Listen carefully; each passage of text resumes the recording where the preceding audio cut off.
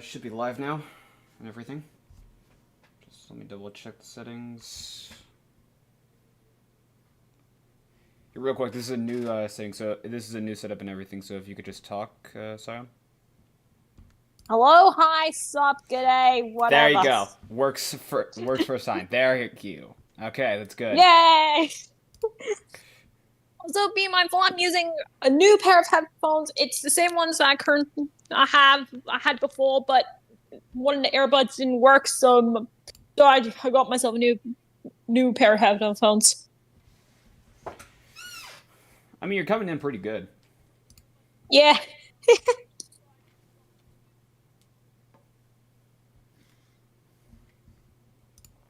Just gotta adjust one more thing, and then I'll be good to go. Kidoki? Okay, that should work. Alright, so I've been off of drawing for a long while. Well, not necessarily off of drawing, but off of drawing live for a long while, so I figured I'd get started with just this full body shot I'm doing of Kagero. Nice. Okay, so...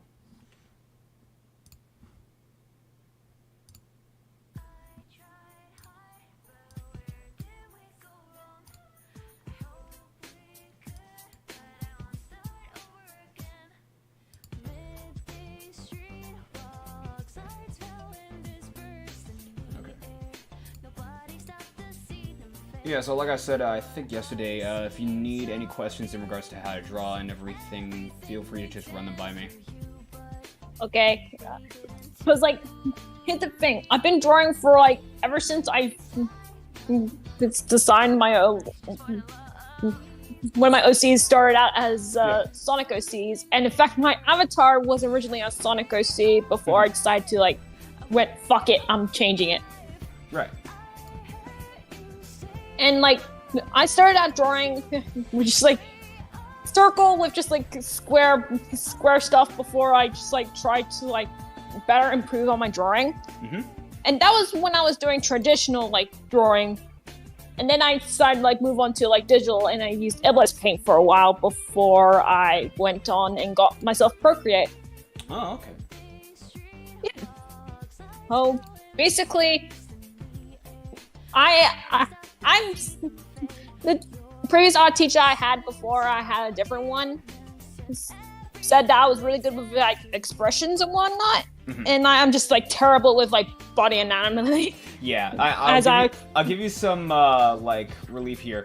That's not an uncommon thing. A lot of artists like have problems drawing bodies. Like, for instance, it took me a while to be able to draw this. Yeah, basically. The only time I like get better with like body anatomy, I think in my opinion, is when I'm drawing like something that I'm really interested in. For example, and please be mindful, I'm going full on Ninja Turtle mode. Okay. When I'm drawing my own iteration of Ninja Turtle like characters. Yeah, that's fine. That's perfectly fine. Everyone has their own tastes and preferences. Yeah. Somehow got really good when I'm like redesigning my own like characters, but I've been like especially specializing in like putting in detail in like my drawings instead of just like working on like body anatomy or some shit.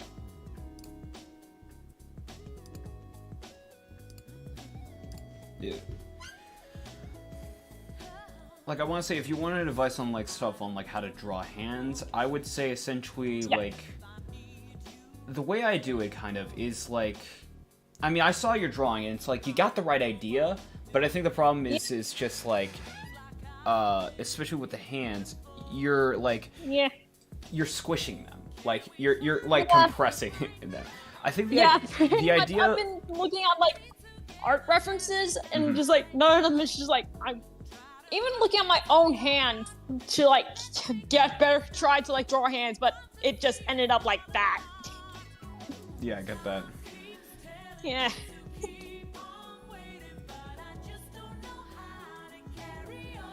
Especially when it comes to like character designing, my avatar has been through a lot. it started out, it's just like I stated before, it was a Sonic OC that I had since, well, a while ago before I decided went fuck it and changed it.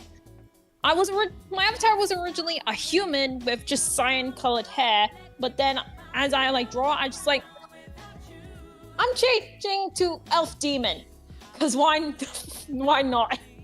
Mm-hmm. As I like kept drawing and stuff, I kept trying to see what I can like do with it, and even try like different like designs and concepts before I stuck with what I currently got.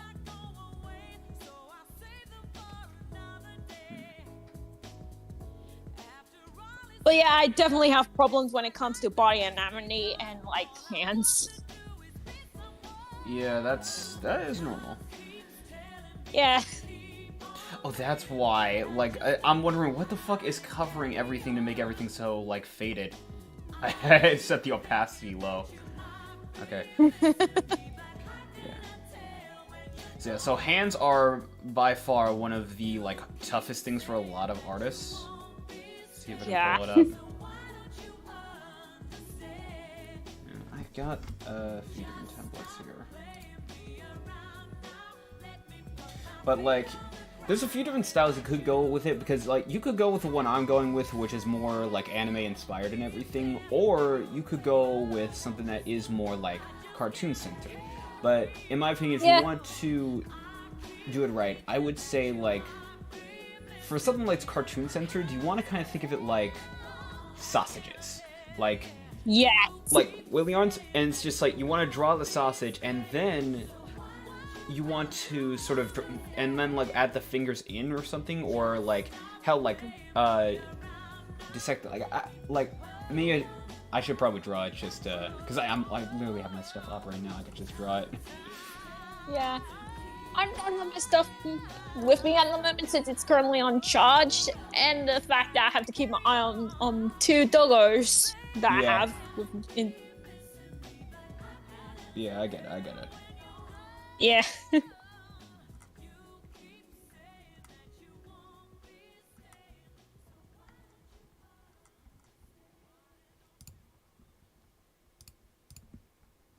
Look, I was down on my back.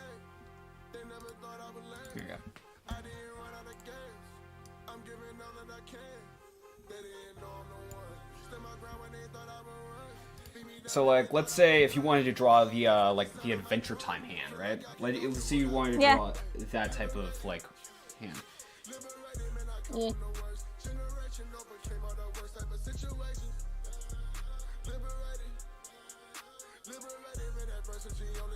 Something like that. Yeah. Then what you want to do is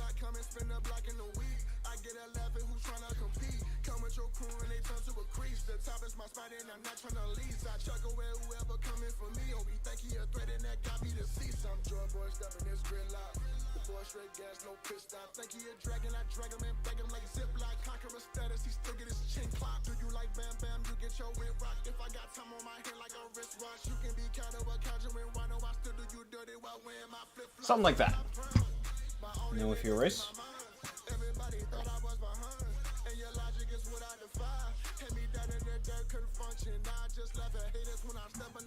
Something like that.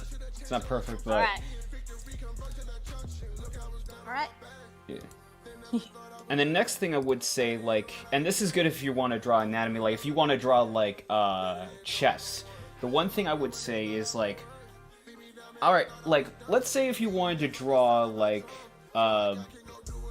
you wanted to draw boobs on your avatar. Like, what would you think is, like, the... How do you think is the shape that you want to go about doing that? Well, pretty much, basically, I was trying to give it, like, a more flat, because I don't really like drawing chests as much. Yeah, I get that. So, pretty much, yeah. But let's just say, like, humor this idea. Let's just say you want it to one day, and then it's just like, what type of shape do you think you would go for? I'm being, like, a bit, just, like, I'm not really good at describing, because my brain's just, like, stupid at the moment. So basically, just like standard like chest, this is like big, round, whatever. Round. Yeah, that's what I thought too. And then I like got more into drawing. Like I thought you would have to draw kind of like basically just this. But Yeah. in reality, it's more different than that. So, and this is what I do for like my different body parts too. The different body parts right here, you don't want to draw them. You don't want to draw the bumps like they're circles. What you want to do is you want to draw them like they're lemons. All right. And the next tip I would also add is like if you do go to that point where it's like you do draw chest, you want to make sure, and this is a weird detail, but you want to make sure that they're connected to like the arm, specifically the section like the armpit, because. And this is true, is like, if they look like they're balloon tits, an easy way to figure out is if they look like they're connected to, they just look like they're tacked on. But the way to make them look more natural, in my opinion, is if you actually have them, like, connected to the body. So that's a way to go about it. But that's something I picked up in one of my classes. Okay. But anyway.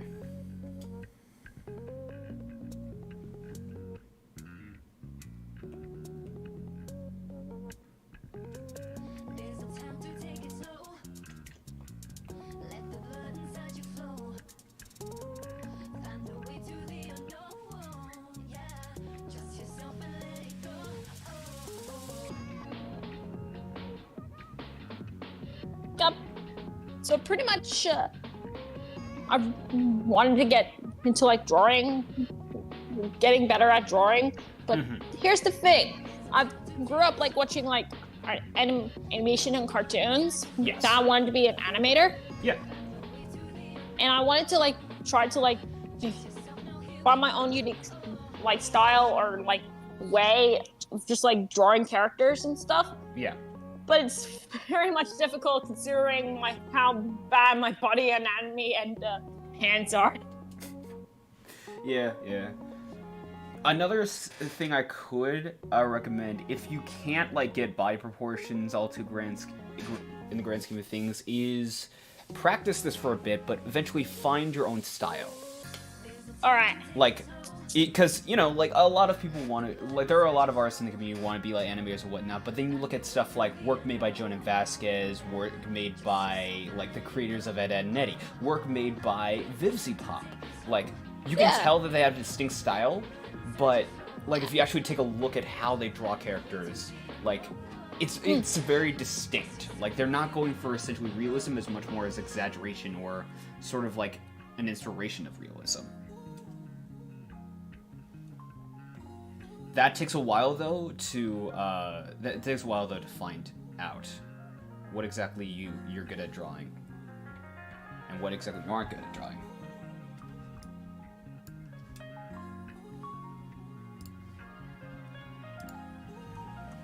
All right. Makes sense. Yep. Eh.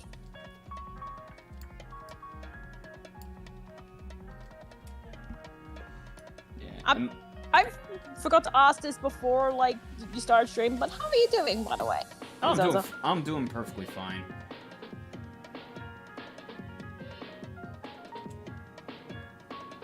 And I mean, since like the Game Awards is on like tomorrow, I've been feeling asked, what are your predictions for like announcements and like who's gonna win what category? It's either gonna be Baldur's Gate 3 or Spider-Man 2. That's my prediction. Yeah. Like it's gonna be one of those two, and considering how much of a like how famous and both infamous Baldur's Gate 3 has become, I imagine that it's gonna be pretty the Elden Ring situation. Although for that, I think for the majority, I think God of War took like the competition for the most part. Yeah. So I imagine like Spider-Man 2 though does have a fair decent chance. Yeah, I mean, my sibling, my older sibling, has been playing the game a lot, so it makes sense. And and the fact that a lot of my friends have been talking about Baldur's Gate 3. Yeah. And then there's also, like, the amount of people that are trying to... Oops. Let me get back there. There we go. Alright. There's a number of people that have been trying to talk up Baldur's Gate 3 as if it needs to be the new standard, and I disagree heavily with that. Yeah. Because it's like, I mean, like, don't get me wrong, like, I haven't played Baldur's Gate 3, but even I can tell, like, yeah, that game is absolutely, like, it's astonishing what they were able to come up with, but at the same time, if you actually take a look into how they could come up with it, you do realize that, you start to realize that if another company tries to do what they did, they're just gonna fail. Without proper funding. Yeah. And basically, from what I've heard from rumors in terms of, like, announcements, people are speculating that a new DLC character for Guilty Gear Strive will be teased at the Game Awards. I don't know. That would be interesting. I would imagine, like, I don't know, maybe another Fortnite announcement, because they've already announced, like, I think they announced fucking Peter Griffin in Fortnite. So I would imagine something like that. Next to that, I don't know, it's like...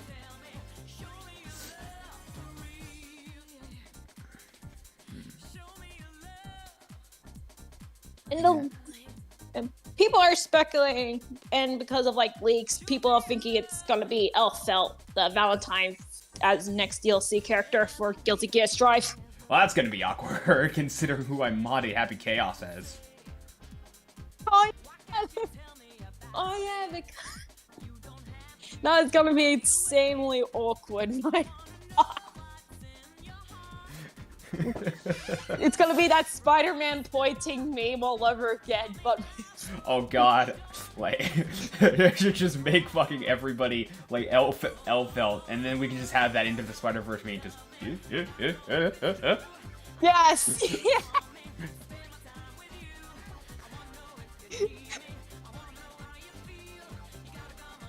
But I've been thinking, if we're getting, like, a teaser for new DLC for Guilty Gear Strive, I'm kind of hoping it will be Dizzy, because in a way, if I am able to play Guilty Gear for Xford, Dizzy will be one of my mains.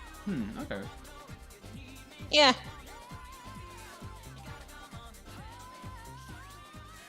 Awesome. Then... Yeah? Oh, sorry. No, go ahead. Other than that, that is basically all I can think of in terms for, like, predictions for announcements and, like, all that stuff for like, Game Awards. Schedule and Light is next year. It's coming to Steam as well. There's that possibility that we're getting for announcements. Yeah. And Hades 2 is still in the oven, so I don't think we're gonna get much talk on that. Yeah. And, like some independent games that may or may not be forgotten in, like, terms of, like, games and stuff. Yeah. That came out.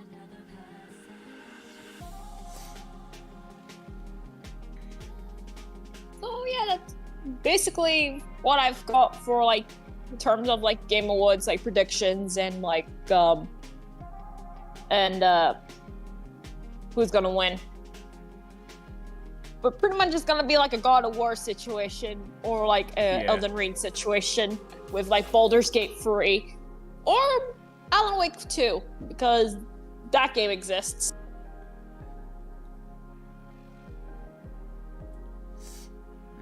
Speaking of which... sorry. There's also Content Creator of the Year. What do you think of the nominees for that one? I only know about, like, the VTuber of the Year one. Yeah. Pretty much, Iron Mouse got nominated for Content Creator of the Year. Henya got nominated, which is for, like, upcoming VTuber of the Year, which makes me happy. Like, that girl absolutely deserves it, considering. Yeah, she deserves it so much. What was interesting though was like I think the hardest decision for me though was picking like the nomination for the lewd tuber, because all three of them, if I recall, like or all the competitors, if I recall, like they're all like can't be considered lewd. Yeah. Like I think it was like Cottontail, Fifi, Shy Lily, and Saori, like all of them, and Project Melody, like all of them is just like any one of y'all bitches could win. Yeah.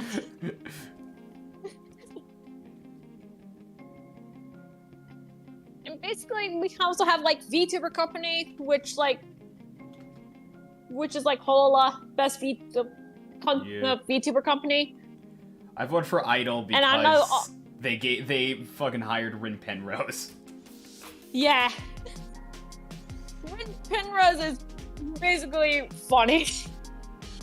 I enjoy Rin a lot. But also like also in a way I forgot what I was gonna say. Fuck. It's okay, take your time. Yeah.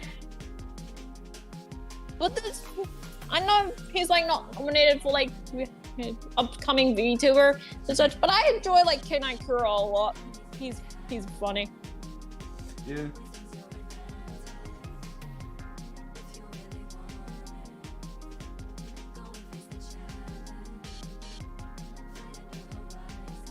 But this has been like a very big year for VTubers, because like I said, we stated before, VTuber Awards, but also like a lot of drama, a lot of like different stuff. But I mostly don't care about the drama. I just like I just want to enjoy content. You hear that one VTuber that not only like flew off the rails, but also decided to just absolutely nuke their whole like status online and everything? Oh, yeah. There was like, to those unaware, there was a VTuber that like, oh god, she became so unhinged and everything. Like she started like getting addicted to sleeping pills, slept around with her manager, like she was doing all this stuff. And like Idol just had to come out and fire her, and they were full on transparent. It's just like, honey, like, are you okay? She even like tried to form her own harem. Oh god, yeah. Her own fan. I will give her credit for where I will give her credit where it's due. She's better than Yandere Simulator. Yes. Or Yandere, what the fuck? At least she specified no minors, so at least there's that silver lining. Yes. When I heard about that, I was just like laughing, because like that was a great way to just get terminated from your VTuber company. Yeah. At least with Yandere Death, it's just like, yo, we already knew this. How is this surprising? With her, it was just like, oh wow, you okay? Yeah. Oh my god. I saw like a video when someone was like talking about that VTuber, and they were just like dying of laughter, because of just like, how you do all this with an avatar so adorable. Yeah, I think I saw that. Like, no. I found that video one day on the internet. I was like, might as well give it a watch, and it just I can't come up with the words. Oh my fucking god! Why you do this, brain?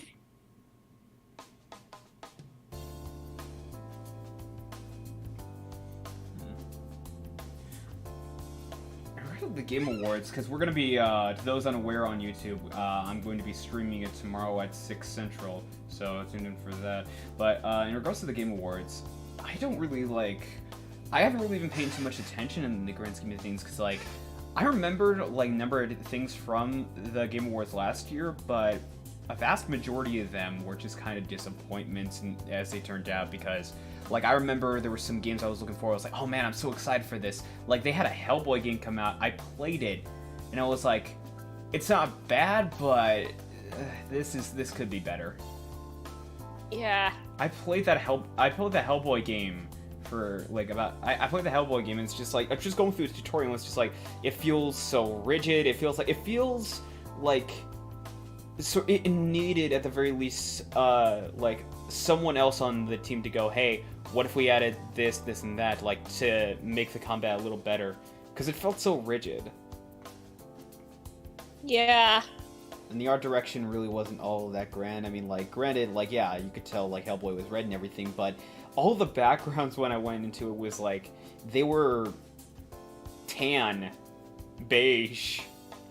It was, I don't know, it was just, like, I was looking at that and I was just, like, I mean, they're kind of bland. I mean, I like the cell shading, but it's just, like, it just felt like this, it just didn't grab me too much in the grand scheme of things.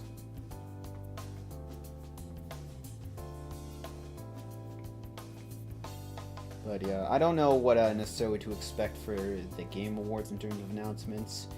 I don't know. I don't think I'm not expecting anything on the level of like, oh, we're getting Hades 2 sometime in the future.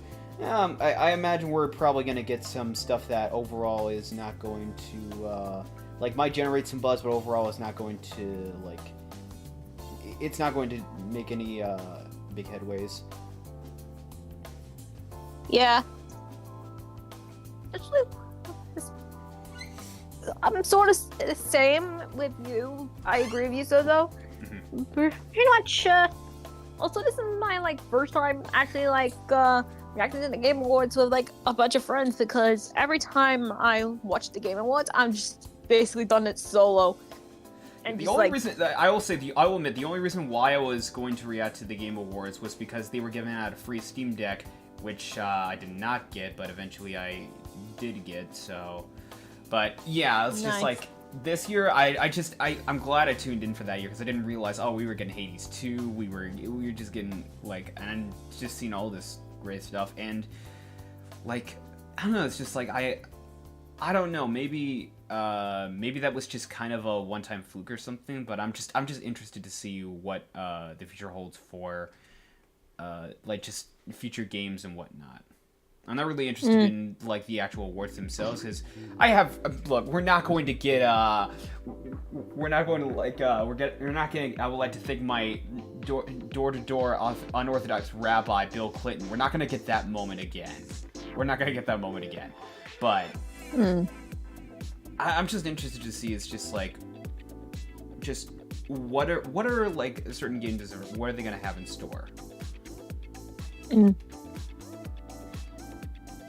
Because, like, when it comes to, like, so especially in the Game Awards, it's basically just a popularity contest. It's the Oscars, just with game version. Yeah, exactly. And, like, they're adding, like, other categories that are not just the video games, like, content creator of the year, like, esports categories, and all that stuff. And, like, I like the inclusion of, like, some categories, but sometimes it's just, like, they either, like, change up the formula a bit, or just, like, change, or just not change it at all. When I'm, like, looking at the nominees for, like, content creator of the year this year, yeah, I've recognized 2 of them. Well, 3 of them. That ain't a good sign. Yeah, I just got a message, sorry. And, like, I already know, like, Iron Mouse because, duh, VTuber. Yeah, this is just like, even when I was starting to get into VTubing, I already heard about Iron Mouse, so it's like, yeah. Oh god, I love the fucking comparison done by Takahata. Do you know like the comparison of like what VTubing basically is that he described it as? Yes! Those unaware is basically like, it's just like that movie Hero Centipede where we just attach a mouth to an ass, we just get to sucking, and all we know for right now is an Iron Mouse is in front, and that's apparently all we know about that. Yes. Another content creator I like recognized was Crackety, all because of like QSMP stuff. Because he started QSMP, which is like a multilingual Minecraft server, and I just been like following like clips and stuff, and like. And then there's Spreen, which is just like another member of the QSMP that rarely plays it at all. But other than that, all the content creators that got nominated, I don't recognize at all. I don't know what the ruling was behind that. I don't know if it's like they're going by YouTube rules where we can't nominate anyone who's not like family friendly. But then again, you look at Iron Mouse. Yeah.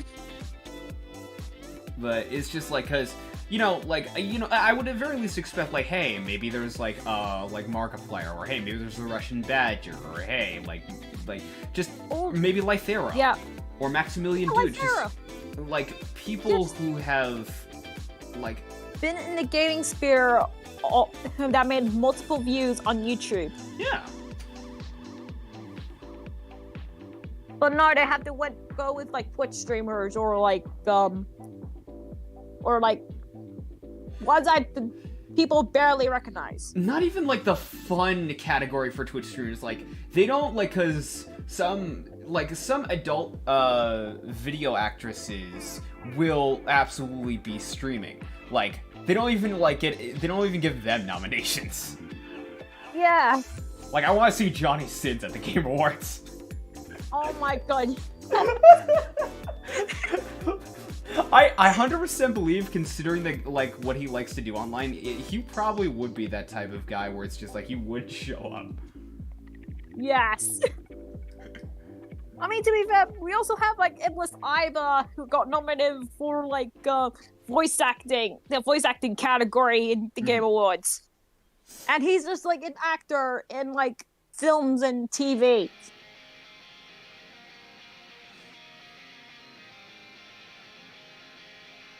Speaking of like YouTubers and stuff, I wanted to be like a YouTuber like so bad, but when I saw how much rigging and like getting artists and such, I was just like, oh boy, yeah. I wonder if Mom will allow me to spend money to get rigging. You can still work your way to it. You can just do what I'm doing, where it's like you can make, or hell, you could mission me making like just PNGs of your avatars, or hell, like I've already done it for like Smug, Arashi, and Kagato. If you want, I can just design your avatar. You can give me points about, hey, could you add this, this, and that. I can give that for you, and there's like software, like what I'm running right now is like, or what I'm running usually for streams is like VideoTube. I can send you links for that or whatnot. I usually run that, and it's just like, it's just PNGs hooked up to a mic. So like that is just like, if you don't have the money, if you don't have like the time to rig up an avatar for VTubing and everything, that is just a substitute. Yeah, I'm thinking about that too. Yeah. The only problem is that I still live with my parents and my brother, and I don't think they'll allow me to like spend money online. I mean, that's fair. Yeah. Cause like one of my biggest dreams as I was growing up was not only be anime, but as I was during 2020 is to become like a streamer and content creator. But the thing is that I've been trying to convince mi familia, which is another way of saying my family, to get me into like content creation and stuff. They are okay with. I just need to like get stuff, which apparently I need a job for because moolah, money. Yeah, I get that. I already have like a laptop. I already have like a laptop with like a few games, but that's basically it. I don't have a, other than my phone, microphone. I don't have the right stuff. Yeah. I get that. I get that. Yeah.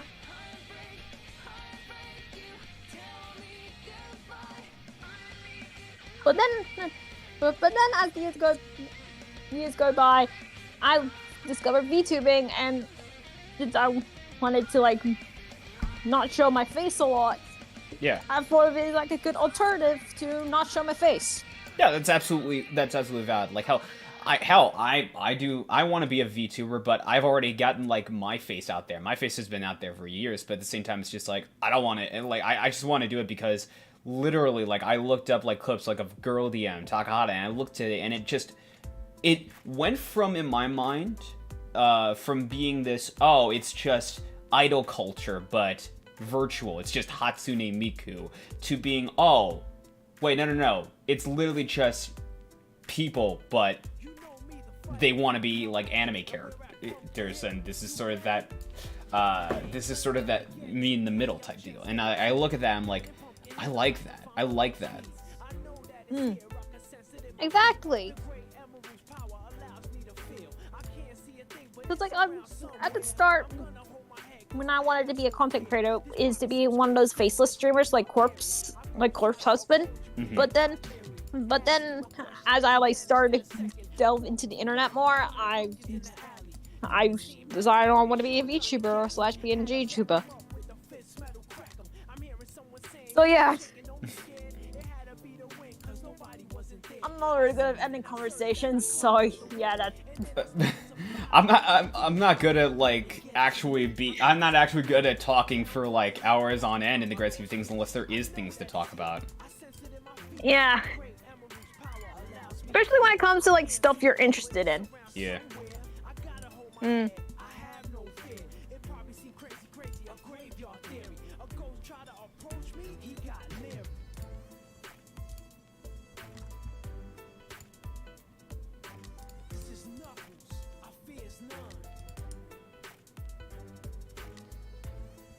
Also, if I'm randomly mute at times, I am very sorry. My mom came home, and she'll be going back to like work soon. But yeah. Oh, I get it. Yeah. At the time before, like I showed my mom like Discord and like how you can like make friends online. She was like severely strict when it comes to like online stuff. Yeah, like all I've told my dad is that I, like, every now and then go on call with my friends. That's all he knows. Like, I haven't told him about, like, Discord and VTubing, because in the end of the day, like, and rightfully so, he thinks, like, the internet is just a dangerous place and you shouldn't trust anybody. Granted, yes. But, yes. like, he's not really in, like, the context or the scope of what, like, me or you are doing. So it's just, like, he doesn't understand. It's just, like, no, I understand all of that, but I'm not doing it I'm not doing it to, like, like, I'm not really doing it for the sake of... I'm not really doing it for the sake of I can trust everybody and anybody. No, it's just like I'm doing it because like I don't really have many friends around who want to like stick in everything, so I'm just here. Yeah, exactly. When I hopped on the Discord, first created my old Discord account back like a few years ago. Because the reason why I created a Discord was because I wanted to like get in touch with my old real life friends. Yeah. Since they had Discord too, but then we had a bit of a falling apart, and so I just hopped onto like random Discord servers and tried to make friends. Yeah. And I'm still friends with some of those. Of my Discord friends. It's just some people either like people change or they stay the same and you change. Yeah, exactly. Because like when my mom told me like deleted people online, she literally deleted Discord off my phone. So I re-downloaded it, but I forgot my password from my old Discord, so I had to create a newer one. And this is the current one I'm using. Like, I will say ultimately, if like your mom's doing that and you're like in your 20s, like at that point you probably are going to have a talk with her about personal space. Yeah. Like, we actually had that talk like a few months ago, and she now doesn't care that I'm like talking to people online. I just walk into my room. She asks me, "What are you doing?" And I go, "Oh, I'm just on Discord with my friends." And she said, "Oh, okay." And that's what happened. The only person I have to like get through to like understand online talking is my dad, because like my dad is very much overprotective as fuck. Yeah, I get that 100%. Yeah. And also my brother is more open to it too, since he was in the same room. My mom and I were having a conversation about online stuff, but yeah, they're pretty much cool with it now. Well, that's good. That's good. Yeah.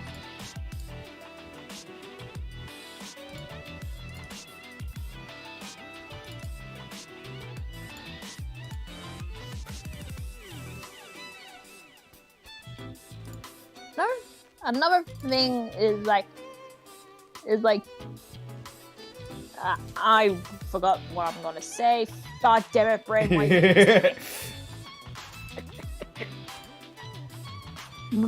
My brain is just. I think because I grew up with like a longer time to like process stuff. But yeah.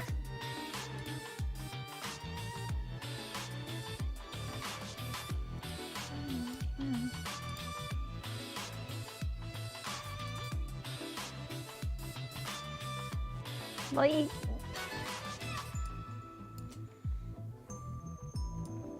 since it's like getting close to end of year, the end of 2023.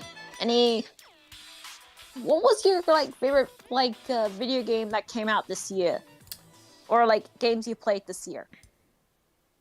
Favorite game would have to be. I didn't really spend a lot on games this year, but it would have to be Slay the Princess. Yes! That game was so fun. I've seen a bit of it, and it looked really fun. For me, I mentioned this on Discord because we were talking about if because like Player's Choice got revealed for Game Awards, and like I mentioned Honkai Star Rail. And how I said I generally had more fun on Honkai Star Rail than Genshin Impact. Yep. I had fun playing Honkai Star Rail a lot, but I haven't been playing it a lot as of late because my mind just moved on to like different games. Yeah, I got you. Like it's kind of the same with me. Like I play Punch. I'm back on like playing Punch and Grey Raven, but I've been off it for like months. Damn. Yeah, and it's not because, it's just like it's boring or anything. No, it's just like I just need a break and I can come back to it. But it's just like Genshin, when it started out, it very much was going for a Breath of the Wild-esque type feel. But now it's going for like, hey, are you 5 and do you want to be entertained for an hour and a half? Here you go. Or like, hey, do you like anime characters? Here you go. You just need to spend money. Hey kids, you want to know what the equivalent of Jessica Rabbit is? Here you go. Yes.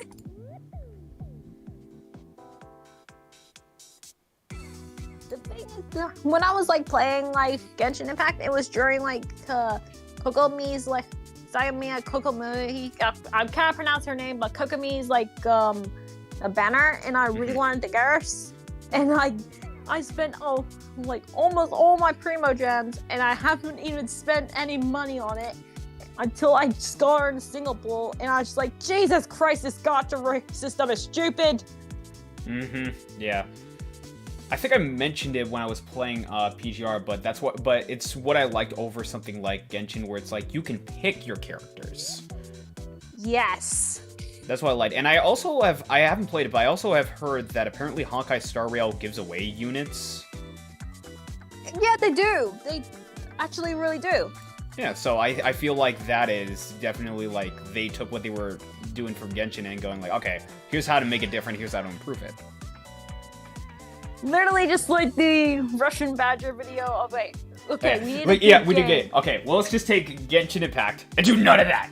Hawkeye Star Rail.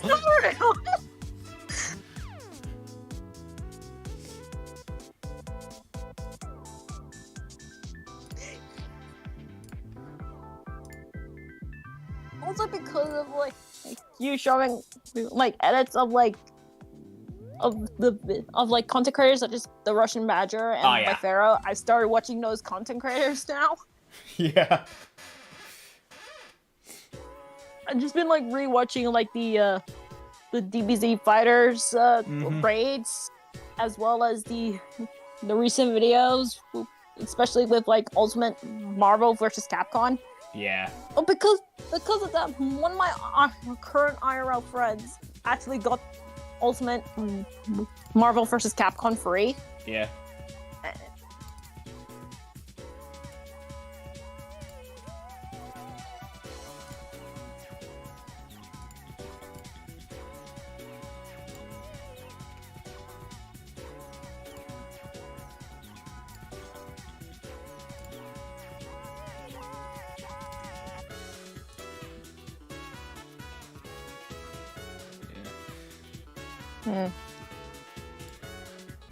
So I will admit, I had fun with like Honkai Star Rail this year, but also I really enjoyed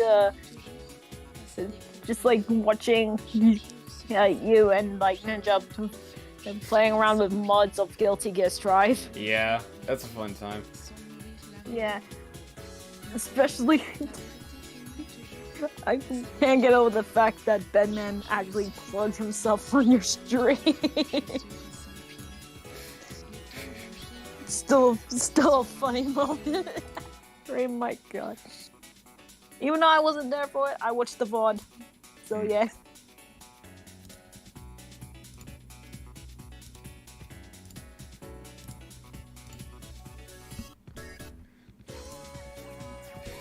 I don't necessarily know if I'm going to use Bedman again. Yes, it's because of that. But also, it's just like, I don't like to... I try not to continuously repetitively do jokes.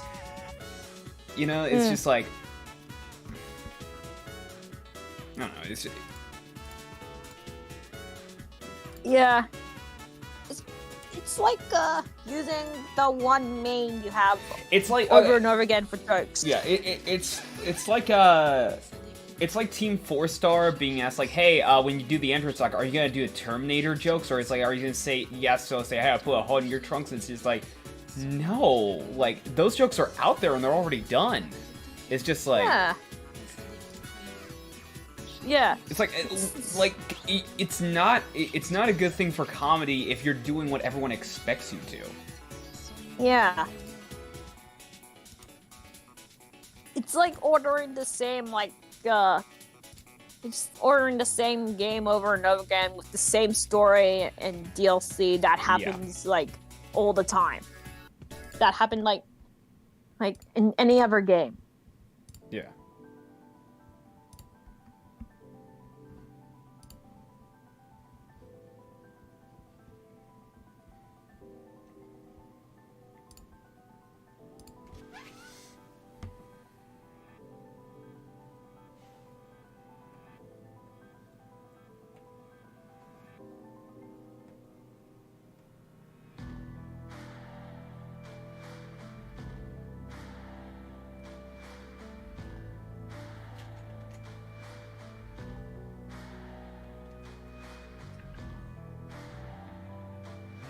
I will admit, even though I'm going to delete this is actually a pretty sweet outline.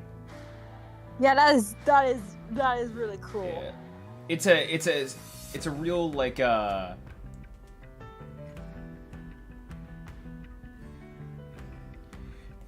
it's a really easy like trick I picked up when I got Clip Studio Paint is that I don't have to, because you want to know what I used to do when I painted, or when I drew.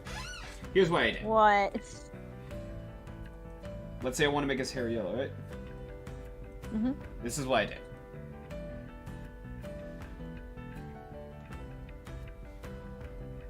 Oh my god. Yeah, I'm used to like sketch art and everything, so in grand scheme of things, this doesn't bother me. But compared to what I was just doing, like, Yeah.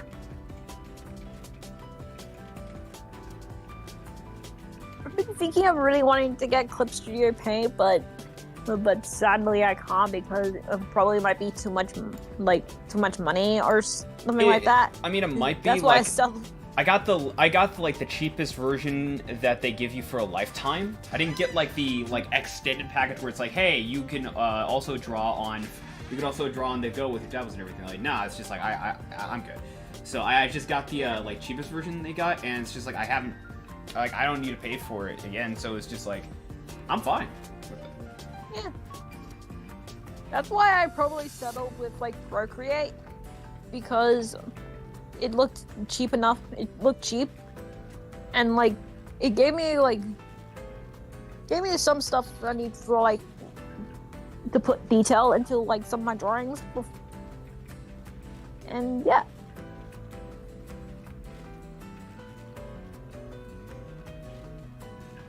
Oh my goodness, these Discord notifications. Oh my god.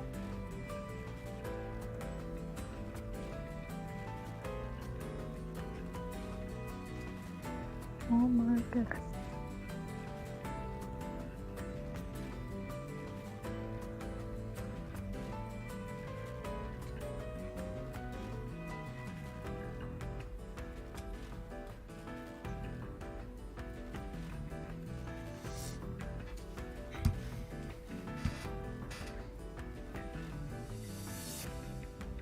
We'll say it is turning out well so far. Yeah. Literally, I spent some time like just drawing this. All I really need to do is just color it. Yeah.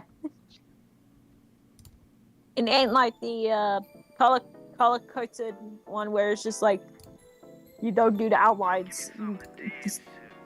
Oh, that was a project in minimalism, but yeah. Yeah. But you did very well with that one. It was so it's so good.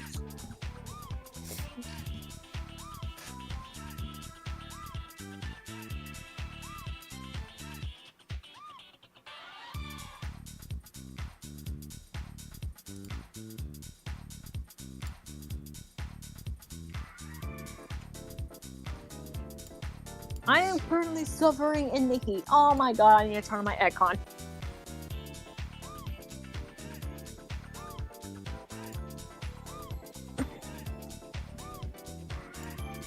Okay, so people in chat don't know I am Australian, so it's just like, it's fucking hot over here.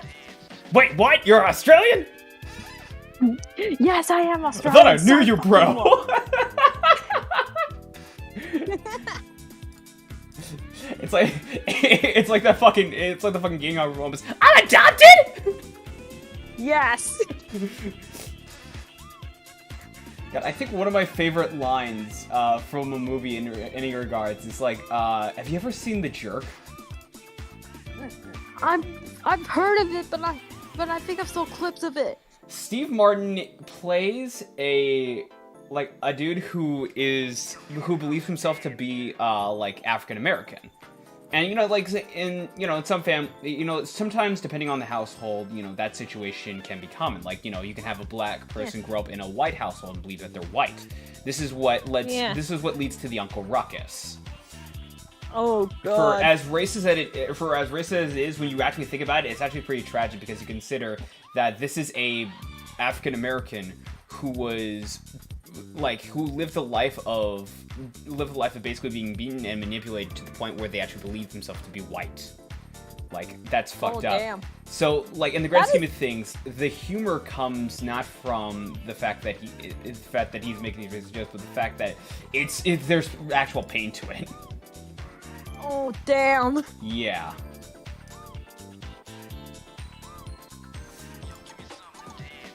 It's like, and I understand. It's just like I understand it a bit, but pretty much, yeah. Yeah.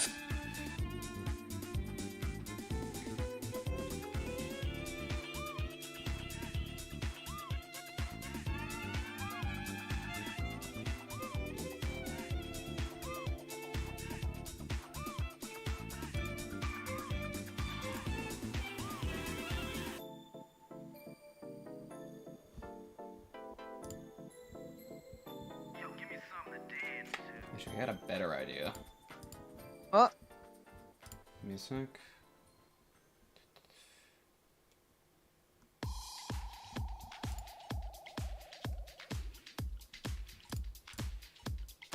Yeah.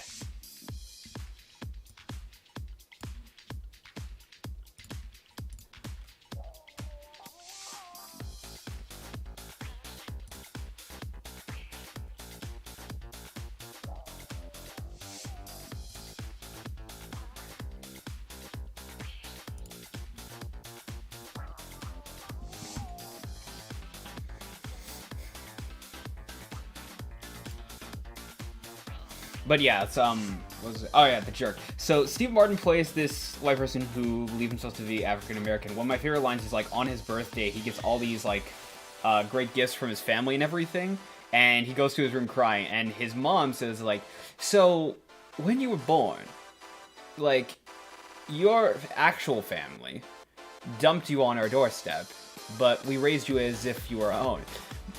The line he says is one of my absolute favorite lines, and it's just, "You mean I'm gonna stay this color?"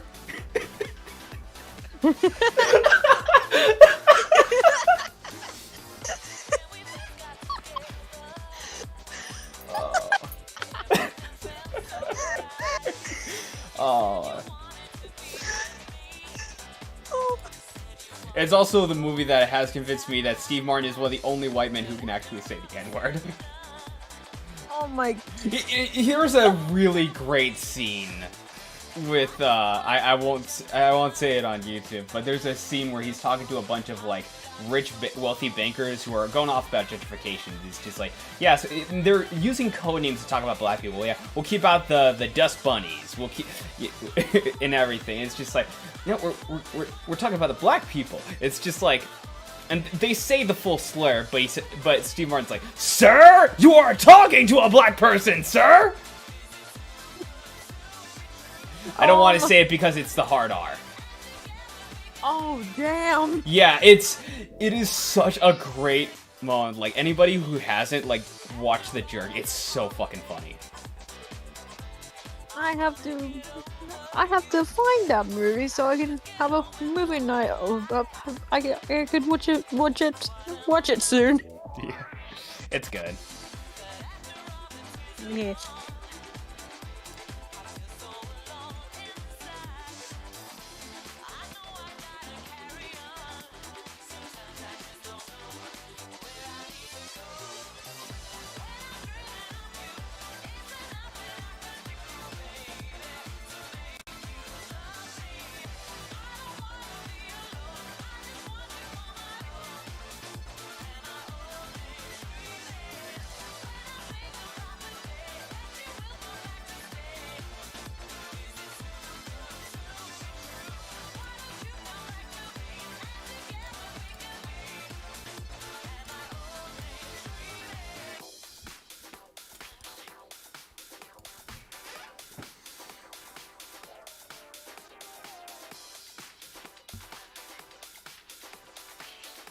Will admit, I really like the design you chose for Crocodile. It's really cool, really good.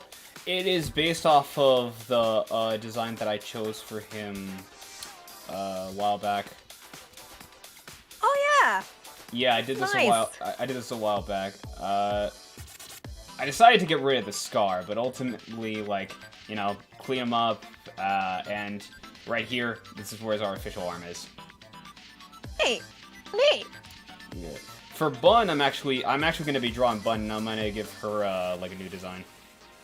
Oh, that's cool. That's neat.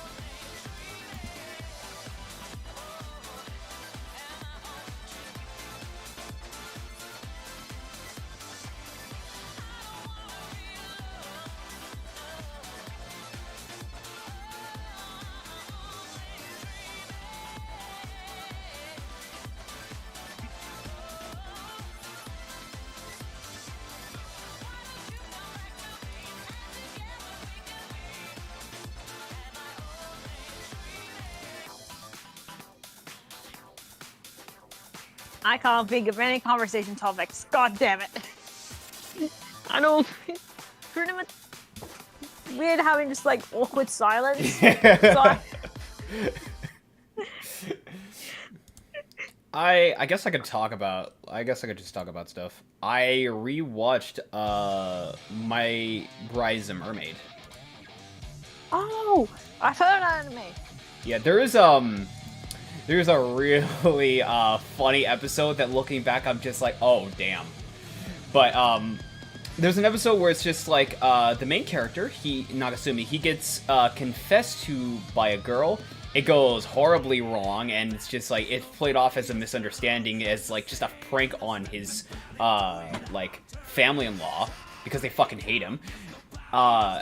And like just the nurse who turns out who's actually his mom-in-law, like it's like, well, you know, I feel kind of bad for you, so here you go. And they give him a mermaid drink, which canonically, like mermaid drinks on humans is just like it does some weird effects, like turn them into like a kaiju-sized human or whatever. Like it just fucking weird stuff.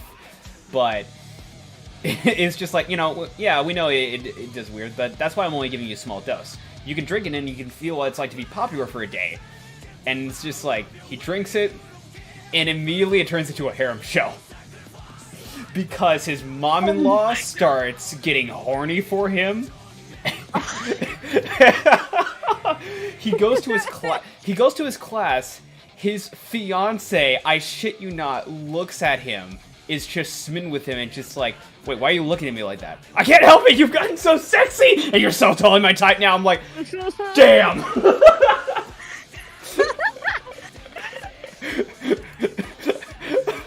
If I get told that, I'm just like, yo, so we doing this divorce or not? Because god damn, that's brutal. Oh my god.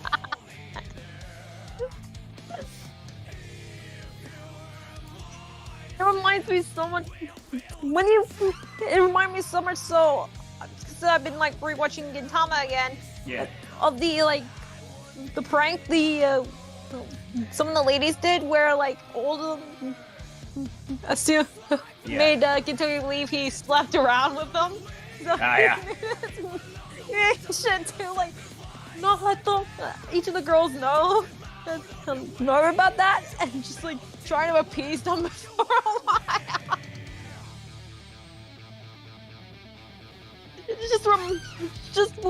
Just it reminded me so much so of that episode. Except it's no magic. Except the mermaid potion is just booze. It's just alcohol. Cut straight to the point. I like it. Yes. Well, I mean, I'm almost 20, so why not? I'm just gonna go straight to the point. Which, oh fuck, I'm turning 20 next year. I'm turning 25 next year. Oh! So you're pretty much a bit younger than my brother. He's roughly around that age range too, except, yeah. Brian, why you do this to me? What the fuck?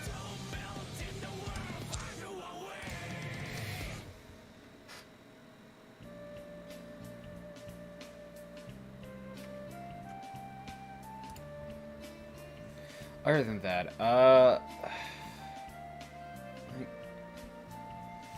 I went back and watched some of the older stuff I watched like from years ago and whatnot, because I wanted to see how well it held up. Like I watched Cyberpunk Edge Runners like a month ago.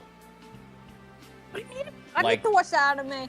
Yeah, I heard it's pretty good. It is. It actually is. It's still pretty good. Like, because I'm catching some stuff now. It's just like I didn't see before, or it's just like that. Like I wasn't looking for before, and it's like it is really good. Mm.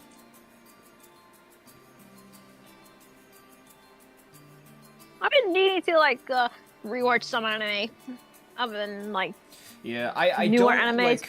I don't really pay much attention to like the newer animes in the grand scheme of things, because in the grand scheme of things, like I'm at that state where of watching anime where it's just like seen it,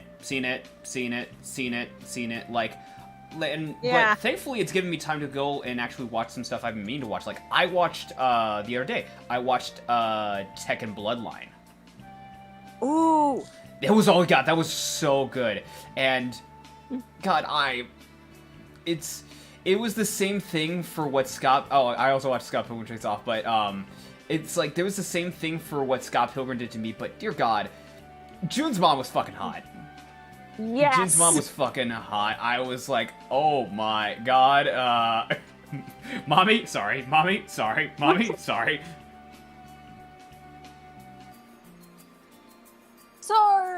So June, is your mom single? Hey, your mom, she's single.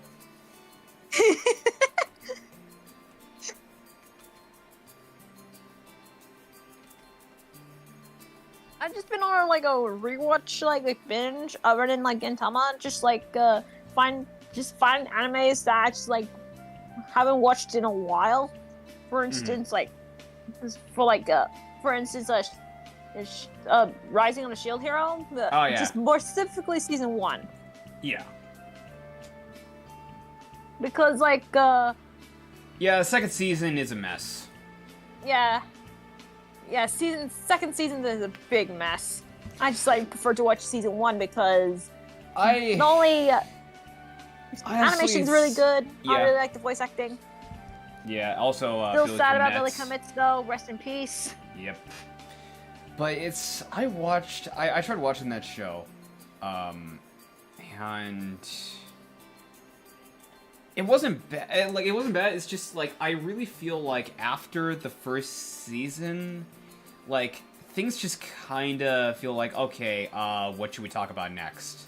Because it doesn't feel like there's much at all to discover. And I read later on the manga. I'm just like, where is this going? Like, it's not even in a, oh, I'm interested. It's more like, where are you taking this? I have no idea where the fuck you're taking this.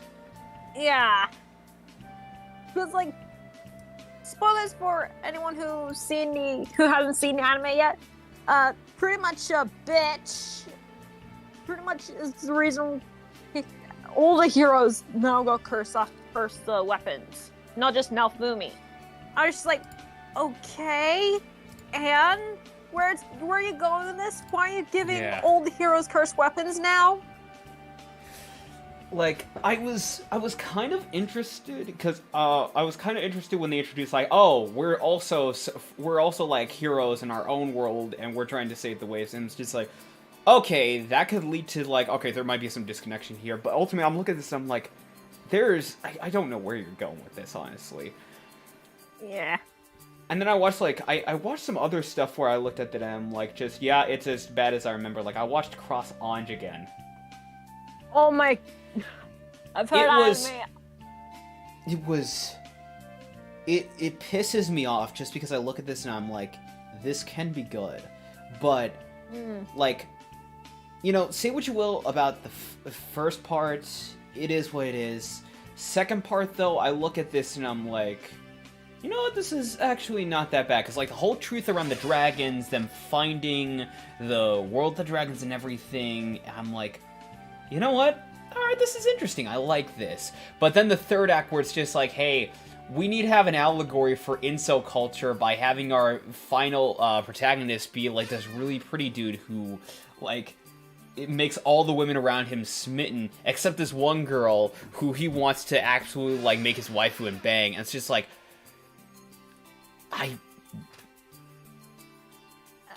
what?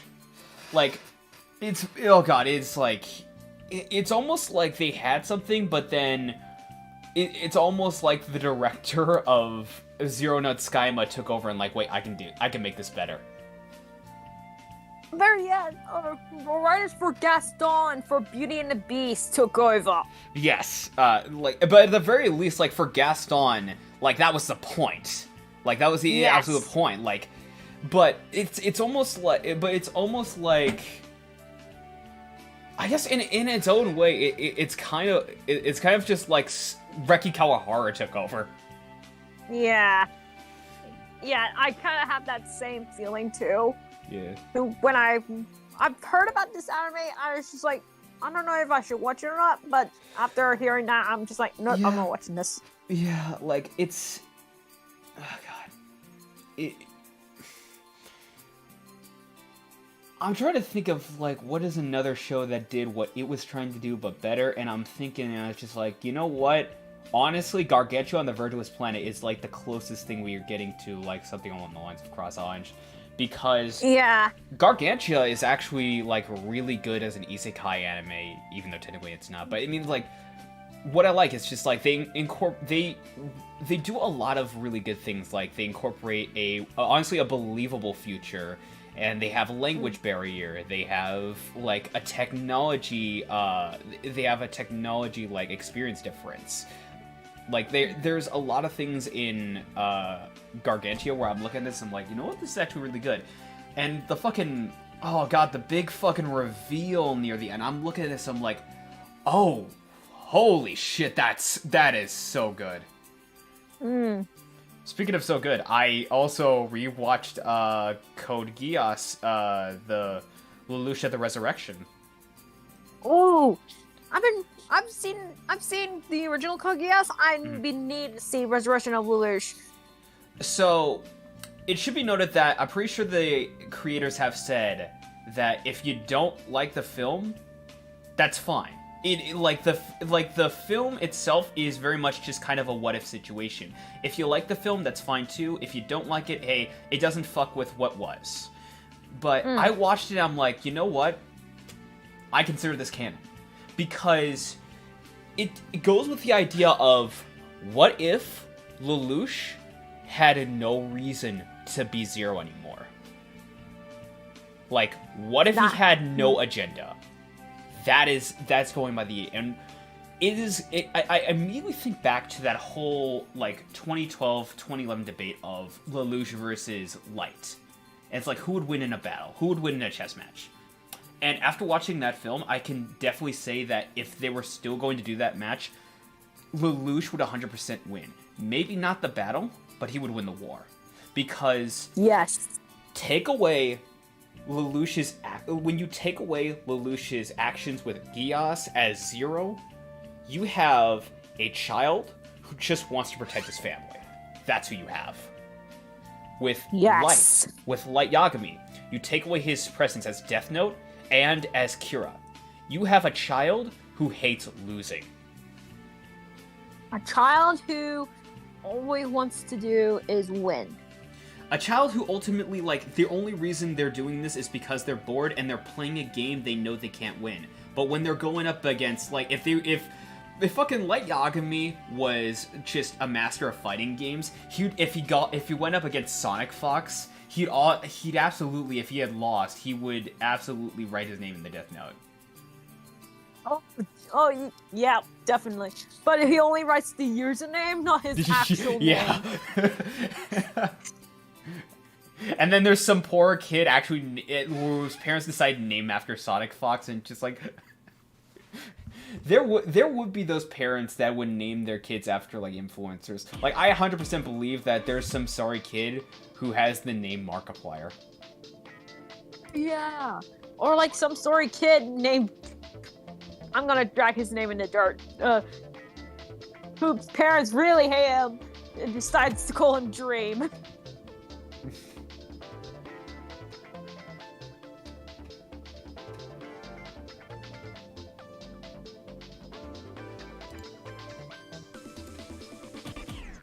But yeah, 100% agree with you, Zozo, with the chess match.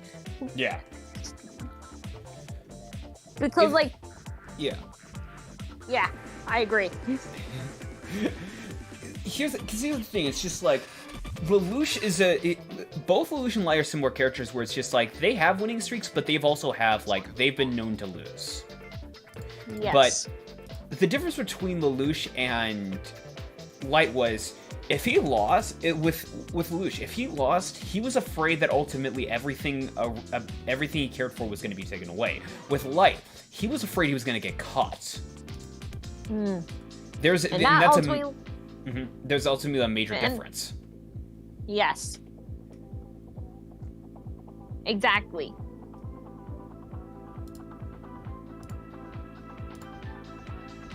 and I will admit I'm having to pull like a card or something. Oh wait, hold on.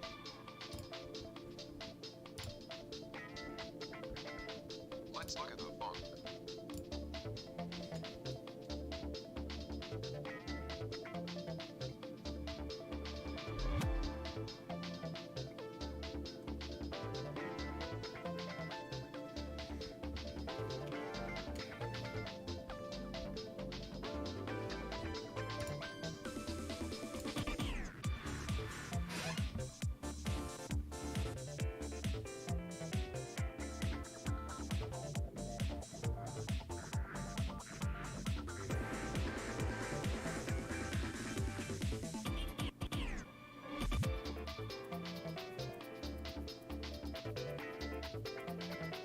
Let's look at the phone. Sorry about that. No, it's fine. Anyways, I have to pull a card from like a anime YouTuber I follow named Anime America. Out of in terms of like better anime like conclusions out of Code Geass, the original Code Geass and Death Note, I have to agree with her. I think Code Geass has the way better ending than Death Note. Yeah. I will say the anime treated him better than the manga. Do you know what happens in the end of the manga? What? So, it's almost one-to-one similar. It is. But here's the difference, is ultimately, in the anime, Light, like, he gets a chance and he runs away. And then in the end, Ryu kills him on a staircase. The difference is, in the manga, no, he pleads for Ryuk to kill Nier. Absolutely. And when Ryuk takes out his death note and writes his name, he immediately thinks that he's won. In reality, Ryuk shows him, no, your name is in it. And he dies there. Yeah. It's so, and ultimately, I do think that the anime gave more, like, it gave credit where it's due. The anime did a better job with his death than the manga, because like Ryuga's clearly stated, it's like, you know, if they get you caught and they throw in prison, who knows how long till you're gone? Who knows what they're gonna do for you? It's just like, and I do like just the monologue from Ryuk in the anime, where it's just like, you know, we were both bored, but we satiated that boredom for a long time. So yeah, it's just like, it is, I don't know, it's, when I look at ultimately in the grand scheme of things with Code Geass, it's just, Code Geass is a good, Code Geass is a good film for if you were just ever going, it's just like, if you were ever sick and tired of Lelouch, like, constantly lying, or even when he was telling the truth, like, keeping things a secret from his friend. Like, if you were ever, like, kind of getting tired of that, and you just wanted Lelouch to actually do the right thing for once, Lelouch of the Resurrection is such a good film for that. I will look into watching the movie. Lelouch of the Resurrection Lelouch one. I am third. I will look into that so I can watch it for myself. Yeah.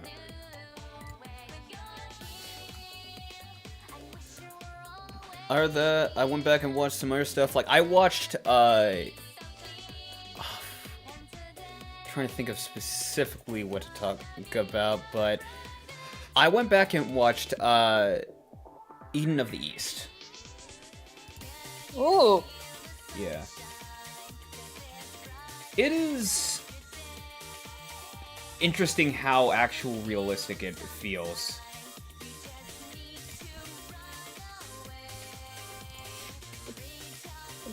I would ultimately say, like, if you're a fan of, like, Persona 5, but it's just like you want a more realistic take on how to reform society, Eden of the East.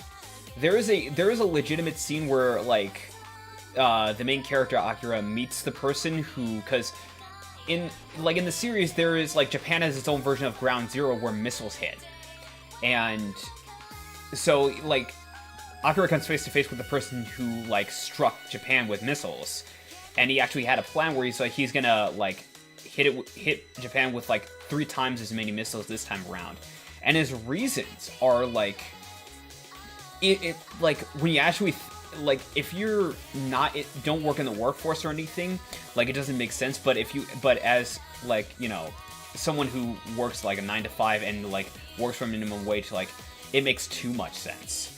Like, because his motivation is just like his parents died from overworking and exhaustion, and it's just like at that point my life was just sealed.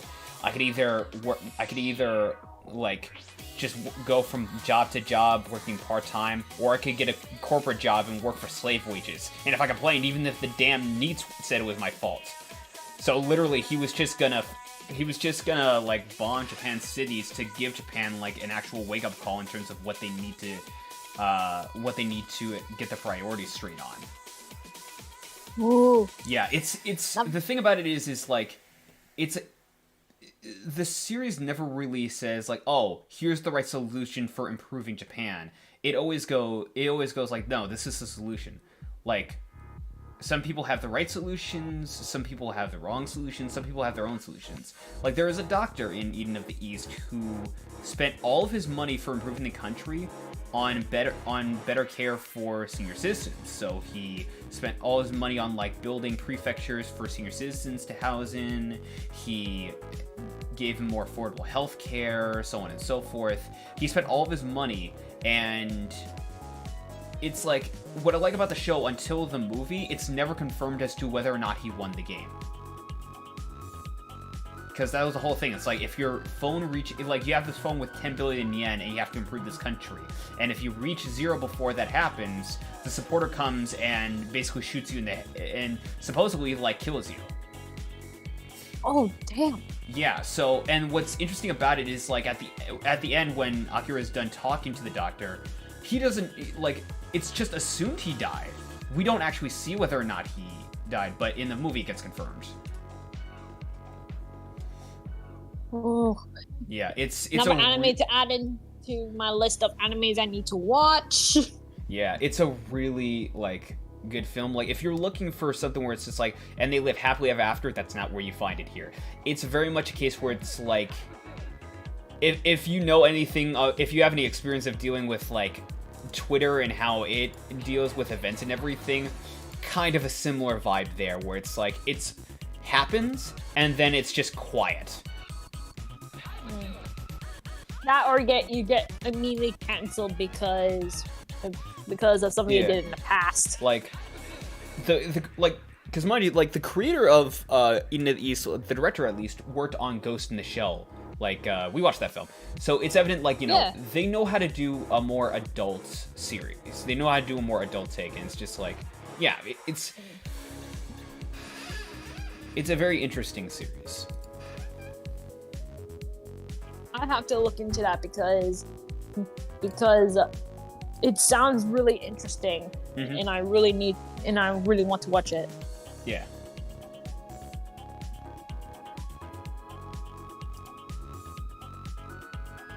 Hold on real quick, I'm going to switch to my iPad because my phone is on low battery.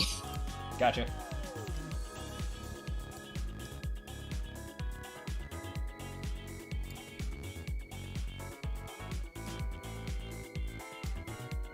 Okay, can you hear me? Yep. All right, I hear you loud and clear. Okay, good.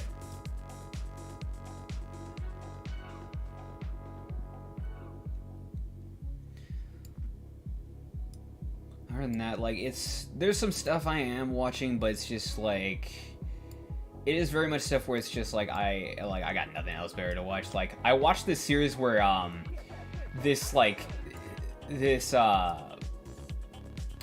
dude into witchcraft, he like finds this rich girl, and then like the premise is like he takes her in and then does all sort of naughty things to her.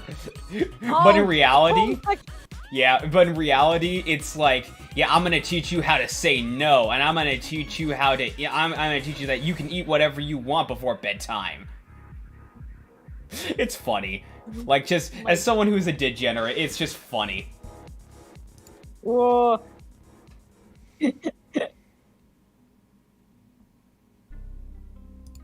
Other than the animes I've been watching, I've been like watching a Zom 100 Bucket List of the Dead.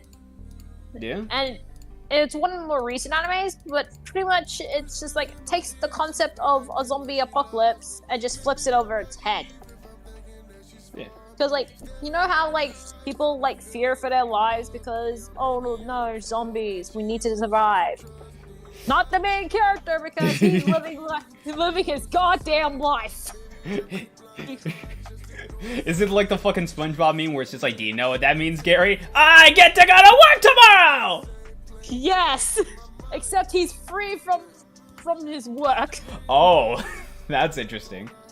Yeah, because when he first applied for the work he dreamed of working, which is like a production company, it started out fine, but then he realizes how dark, bad the company is with like restless like work hours, and the girl that he's really interested in is getting screwed over by his boss. And then immediately, his mind was like about to break. Literally no joke. But then zombie apocalypse happens, and then he's just like, wait, I can no longer go to work? Oh, fuck yeah! And he's just like, he's trying to make a bucket list. Find his like friend to like getting like an RV to some. I've been enjoying the hell of that series. Yeah. But yeah.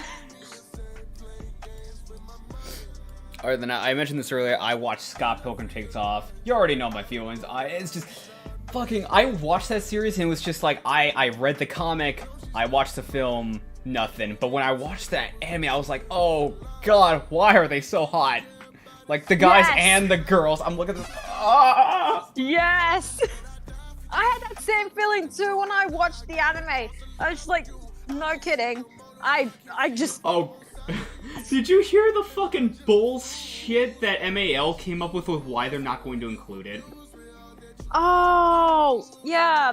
Yeah, they were like, well, we don't incorporate shows that with a Western influence. We incorporate shows that have more of like Eastern productions on it. Like, bitch, this was made by people who have worked in the fucking industry. Like, cause it's just like, the only reason they're not going to add it is because Scott Pilgrim traditionally is a Western show, but they're so fucking hypocrites because guess what they also have on board on my anime list.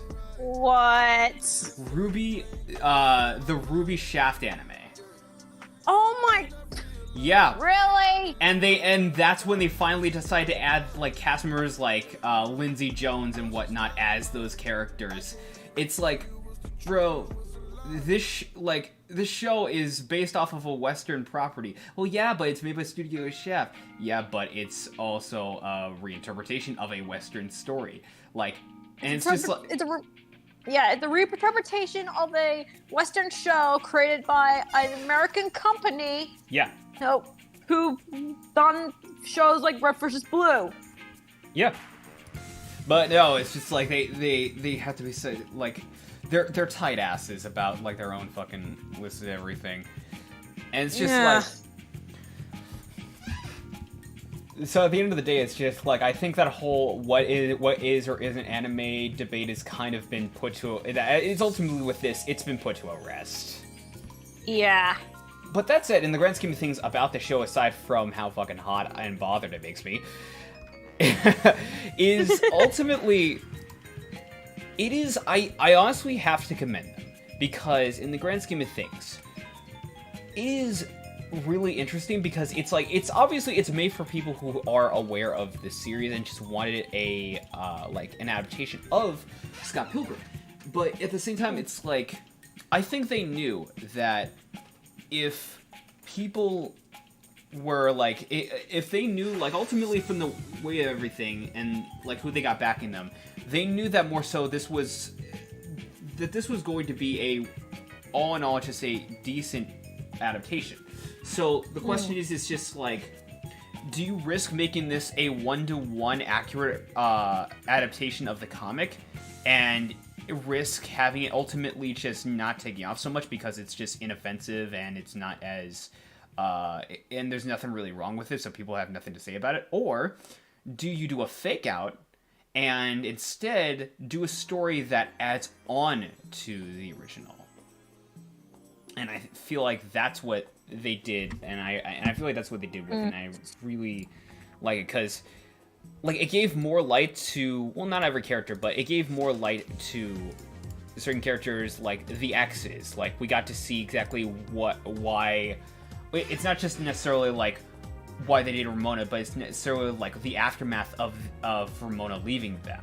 Like, and it's just Ramona being able to actually talk to them and like help them sort of be able to get over things. Or in the case of Gideon, he went back to like sort of the girl he went back to the girl who was sort of crushing on him, and I wouldn't have expected Julie and Gideon to be such a fucking hilarious couple. Yes, I wasn't expecting that either. It's just like, as I was watching the show, I was just like, never expected this kind of couple. Yeah, and whatever. Just how much of a fucking boss Julie is. It's just like, she is alright. She gets hot and bothered by Gideon, just how like nerdy he acts, but at the same time he'll be like, now clean my fucking house, Gordon! Yes. I also love that they kept that in. They kept in her like being the only character that is censored. Yes. It's just, I love that. I rewatched the live action Scott Pilgrim film, Yeah. and I'm glad they kept in the censored Julie being the only one that's being censored for swearing. Yeah.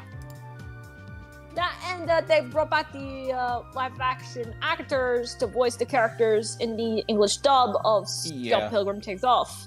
I don't know, maybe it's been a while since I've heard them, but it's just like, I listened to some of them and I'm like, I don't know if that's actually the original actor. Like, some of them, like, you know, like Scott and Ramona, like, they sound pretty damn similar to how they did back then day, but it's like, I listened to some of them, like, I think, like, Stefan's actor, I'm listening, it's like, is that actually how he sounded?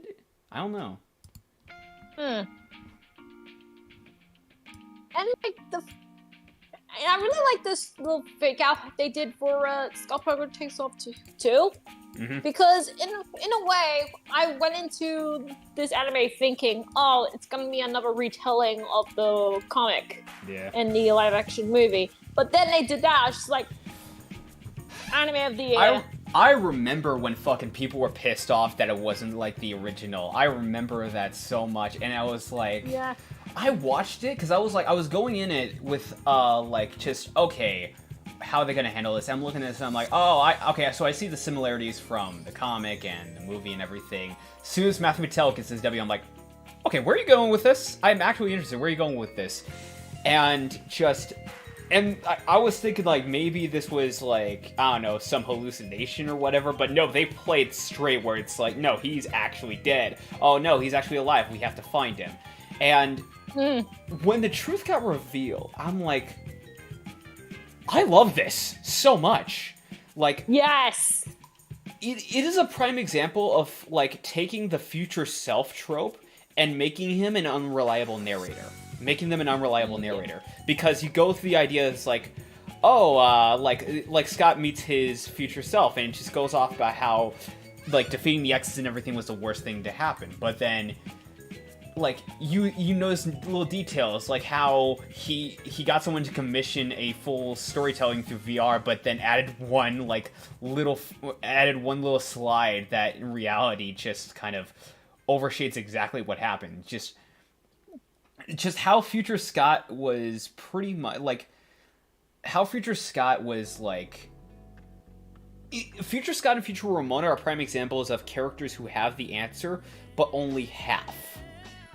Because it took both of them both their future selves interacting for present Ramona to see, oh, I get it. So the problem is not we don't have the answers. The problem is just we just came up with the answers apart, because they didn't have that. None of them had that person in their corner where it's just like, take a step back and look at the good you did.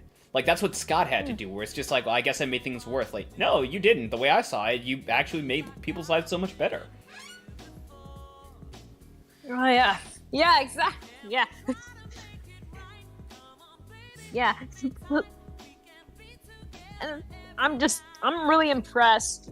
The fact they, like, brought in, like, a Science Guru, I think that's the studio's name. The same guys behind Keep Your Hands Up Azoken and Devilman Crybaby. To do this is just really amazing.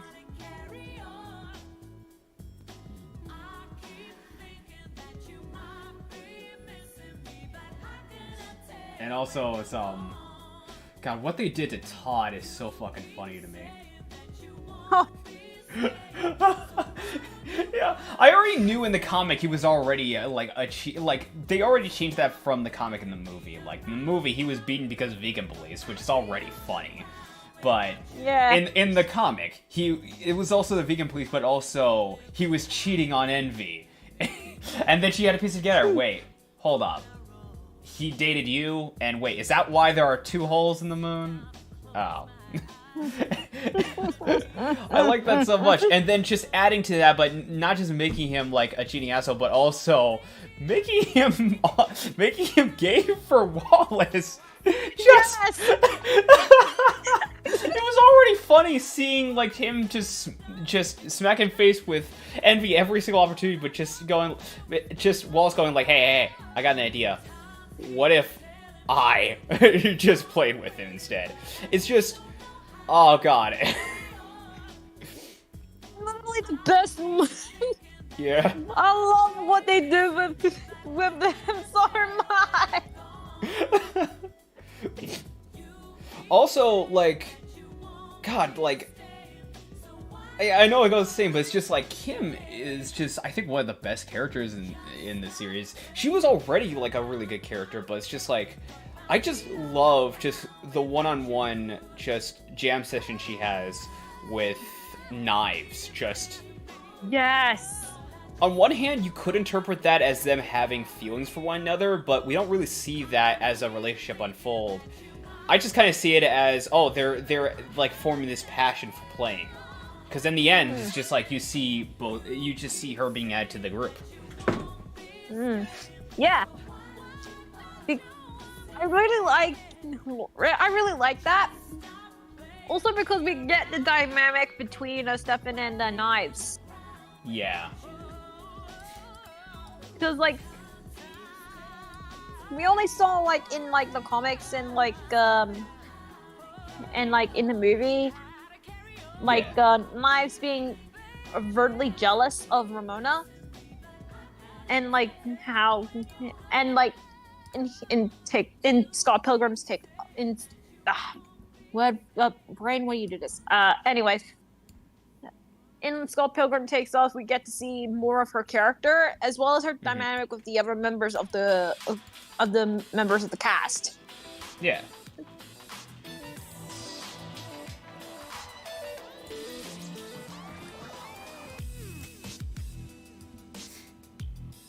Next to that is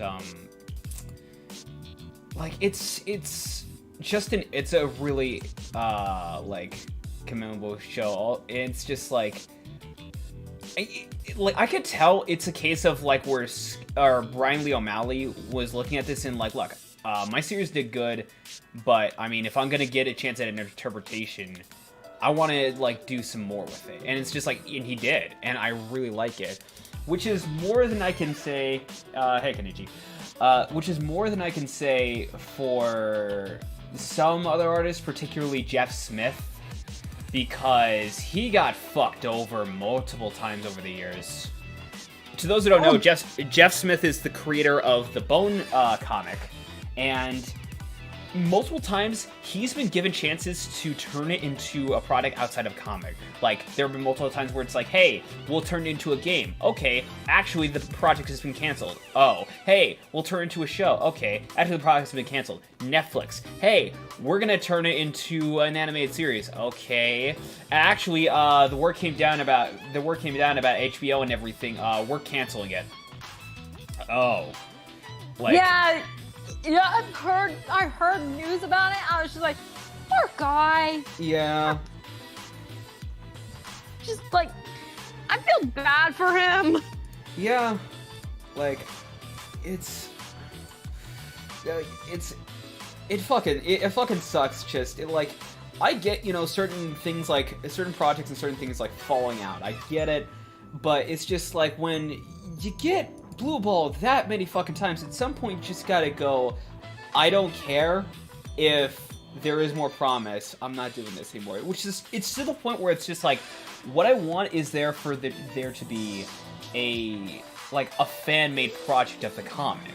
Like, not monetized, like, maybe have a Kickstarter on maybe have a Kickstarter, sure, but like, not really monetized or anything, just a fan-made project in memory of just this work, and just like that level, just that middle ground, just something like that. Yeah, I agree. It's just, I will say, animation has been like doing badly because of cancelizations and like all that stuff. But yeah, I feel bad for someone getting blue balled that badly. Oh yeah.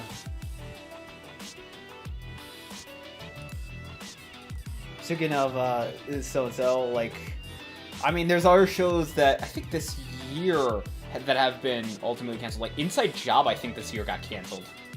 Yeah, it did. During its second season.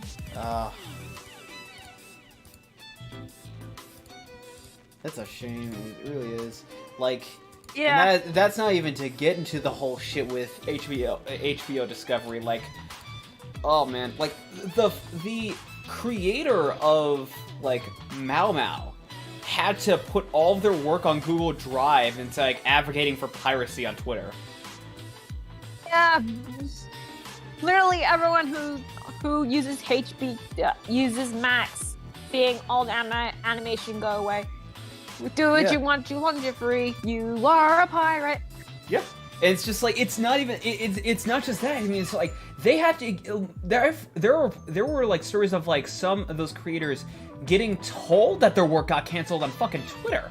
Like, the fact that it took the internet to tell them, hey, your work's getting canceled, or your work got canceled. Like, that's really shitty. Like, yeah. Because like, if I went to work one day and you told me out of nowhere, hey, by the way, you're getting fired. Really? News to fucking me.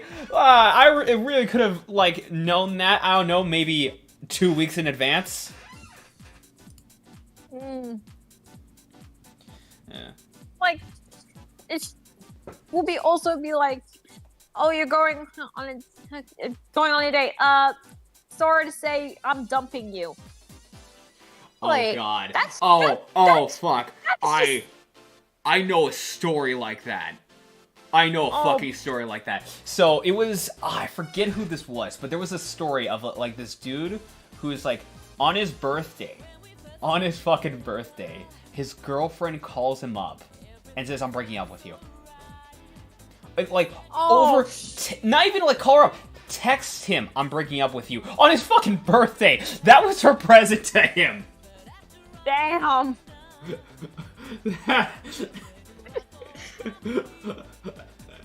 Guy. That's a big oof moment. That's a major oof moment. Dear Lord.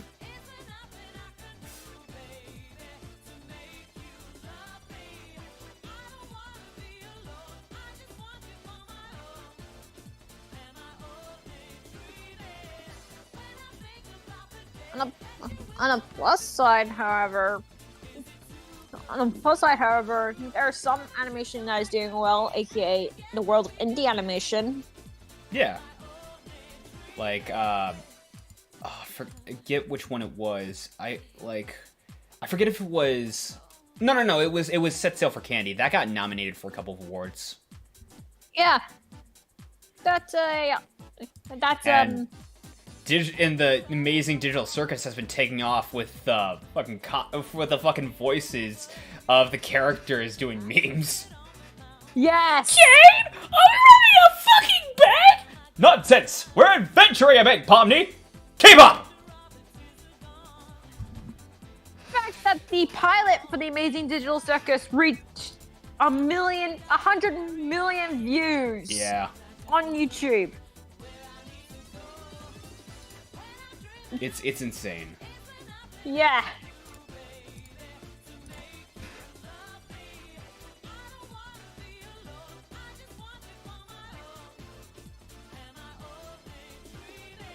We also had a lot of major events happen this year too, like for instance, the actors and writer strike that happened. Oh yeah, I know. I heard about that. Like, Yeah. from what I can tell, more so, it's still going on. Oh, damn!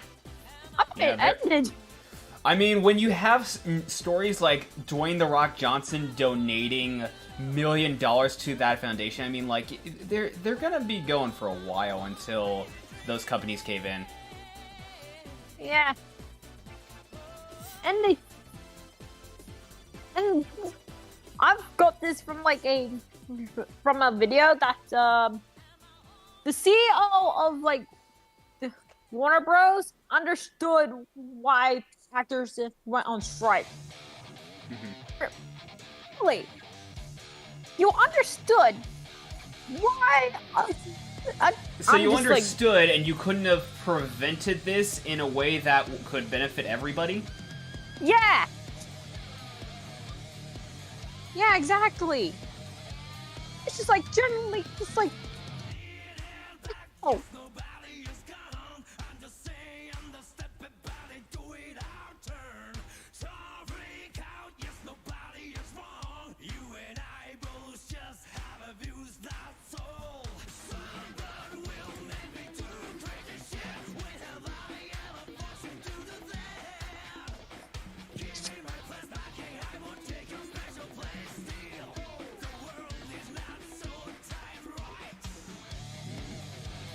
I said it brings her very well. Yeah.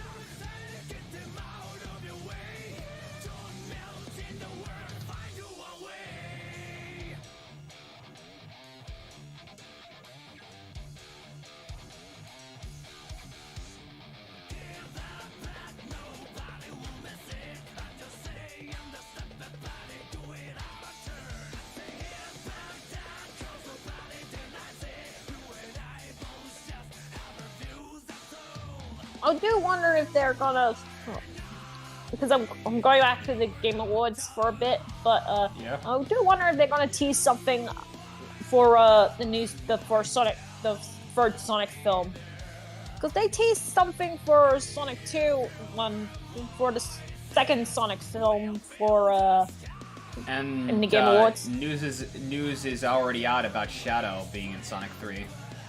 Yeah, I've seen the image. The fact that the logo looks relatively similar to the Sonic Adventure 2 cover.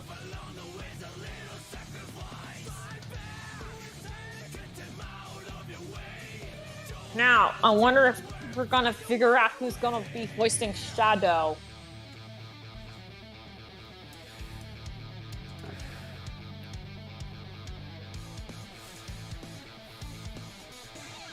It could be a household name. Like, they got Kali no Shansi back for Tails, right? In that, Yeah. it could be a household name. Either that or who they got for Shadow in in Sonic Boom, Keith Silverstein. Or Yes. no, not Silverstein. Kirk Thornton. Yes. I just love the your shoddy craftsmanship brings shame to all hedgehogs.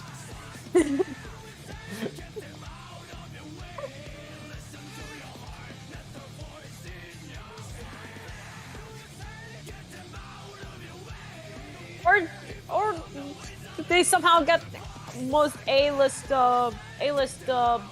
actor to play Shadow, and it's just and they don't know how to play a Shadow. What if they got Adam Driver? Oh! That honestly, like, I just want that to be a possibility so we can see the fucking, I just had sex and I'm about to eat nachos! It's the greatest day of my life! I was about to ruin it with what I say. Yes! Or see, like, edits of just, like, clips of Shadow, but with Adam Driver's voice. It's just like... Either that or... Because I know he's very talented at it. They could get Max Middleman. Oh, yeah! He can do a pretty low and breathy voice, similar to, like, Shadow. Yeah. Be really cool. That would be really cool. I got this.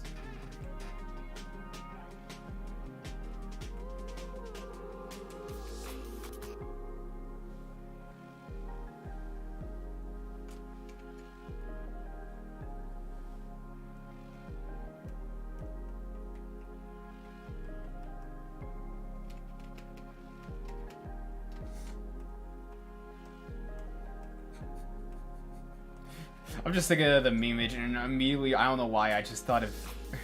I don't know if he would do it. The dude's getting pretty old, but Danny DeVito. Oh! Yes!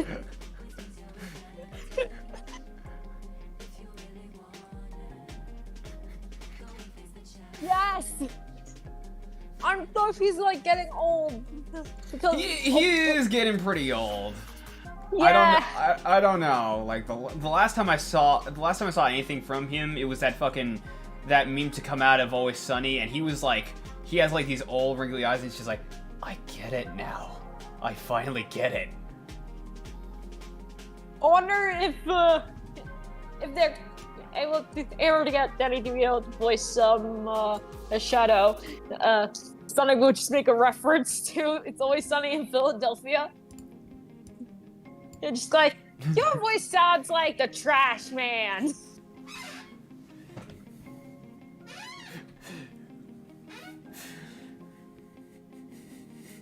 Shadow, what are you doing? I'm doing this dude's taxes, so that way on a day, this motherfucker will get audited. Dude, Shadow, that's so weird. I like it.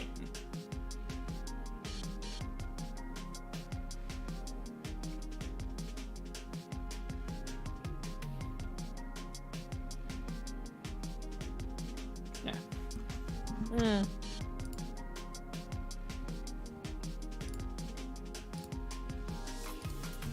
Another thing that people that want to see is like Amy and Metal Sonic for some reason in the first Sonic film. I get Amy. I just, for the life of me, don't get Metal Sonic. Yeah. I don't know, maybe I'm just in the blind here, but I really have no idea why he was as popular as he was. Yeah, I'm with you here. I don't understand the popularity from Metal Sonic. Like, I get it. It's a cool design, and it's interesting to see, like, a Robotnik-sized Sonic, sure, but, like, I don't know. Like, I understood the, like, because I can understand, like, the hype for some other characters more, like Silver or Blaze or even, like, the Sonic Riders cast. Like, I get that. But Metal Sonic is just, like, one of those that stuck out to me. I was like, why? Probably because, ooh, edgy robot person. That or knowing the internet, it's gonna be something depraved. Yeah.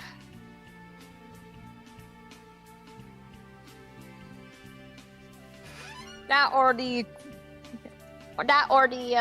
robotic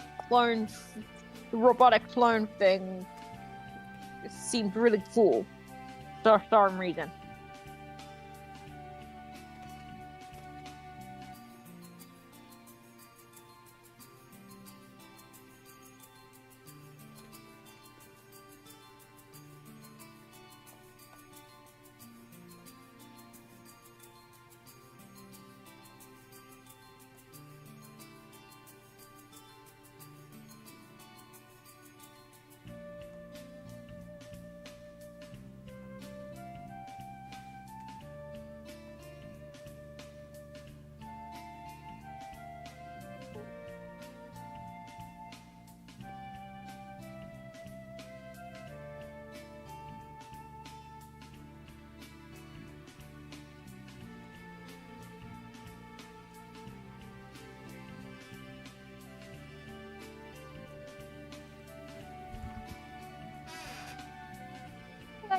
That's one thing I gotta ask. Opinion for us, because like you already know about the Sonic 1, 2, the Sonic movie trilogy thing. But I Yeah. need to ask about your opinion for Sonic's voice in the Sonic films. I'd have to go and hear it, because in the grand scheme of things, like, I hear about the Sonic films, but it's just like, I don't know. I guess, people like them and everything, but it's just like, I don't know, I haven't had time to watch them. Like, all I really know is, like, again, Colleen and Idris Elba as Knuckles. Like, all I can say about it is, like, I like Idris Elba as Knuckles. He really fits it. Yeah, pretty much. He is voiced by Ben Schwartz, same voice actor for Dewey Duck in the DuckTales reboot. Huh. And also the voice, pretty much another point for me, because Ninja Turtle Obsession Go Burr. He is voiced of Leonardo in the 2018 Turtles. Yeah. So yeah, it's what I think of Sonic in the Sonic's voice in the Sonic films is it's all right. He has some big shoes to fill, considering the past voice actors, but I slowly warmed up to it. Sort of an acquired taste type deal? Yeah. Hmm. It's like getting warmed up to Roger Craig Smith as the current voice actor for Sonic. I mean, that one's an easy one. You just have to watch Sonic Boom the series. Yeah. But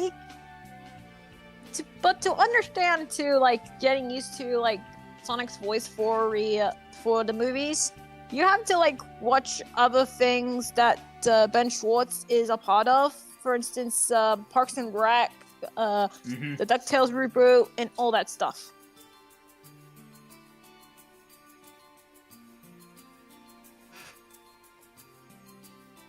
I sort of warmed up to. I've kind of warmed up to Sonic's voice in the movies. Okay.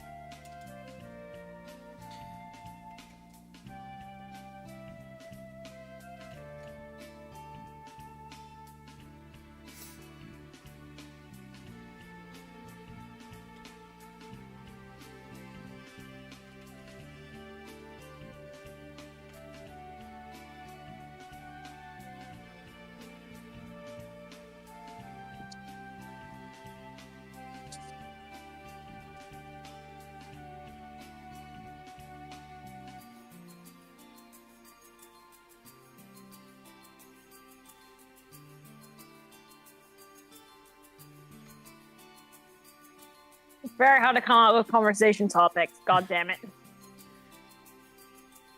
I mean, you want me to keep coming up with some? Yeah, sure. Go ahead. Alright.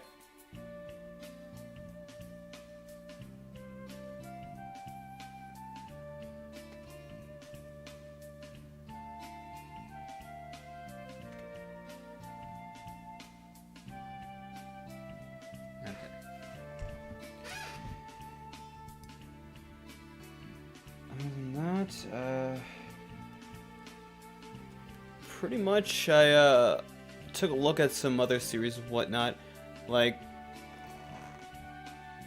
I mean, I found out that also, I mean, actually, my phone's going off. Oh. It's fine, I can wait patient. Okay. Yeah. Okay. So I had been, like, sort of getting into, like, the Persona manga. I really want to read the manga, but I can't find any in Australia because, especially in like different book stores. Yeah. It's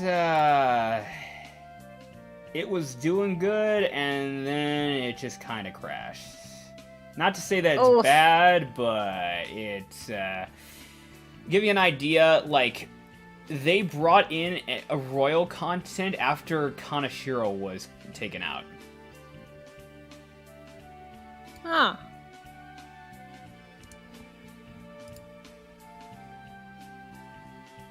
Yeah, kind of understandable. Like, the way it was introduced. The way it was introduced was pretty good, because it was like, after he's defeated, they all decide to split up and meet back at the hideout, then you get to see Kasumi. Like, right there, that's pretty interesting. But other than that, it's like, I mean, it's already towards Haru, and the next book supposedly is already going to be going to Kasumi's First Awakening, and there's like little to no scenes with her or Maruki at all. Damn. That's when it really hit me. It's like, oh, they're not doing like the social links, they're doing the story. And then you realize just how little of importance Kasumi is to the story until the third semester. Yeah. So it reinforces what I was talking about long ago about how Royal feels sort of shoehorned in at times, where it just feels like, yeah, it's like story-wise it doesn't really fit. Yeah. I kind of see it. I kind of see your reasonings. Like, I would say ultimately, though, I mean, I would say, like, everything up to, I'd say, maybe the 7th book is actually pretty decent.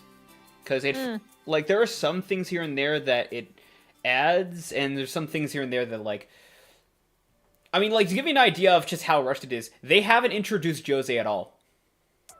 Oh, yeah. You know, the guy that was responsible for making showtimes possible. Oh, yeah.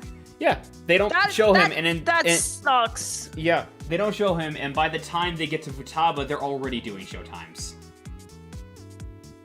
So that is just terrible writing. Terrible writing and rush. It's shoehorned, and the way, like, it's not just that, the way it's drawn to it looks so, like, out of place.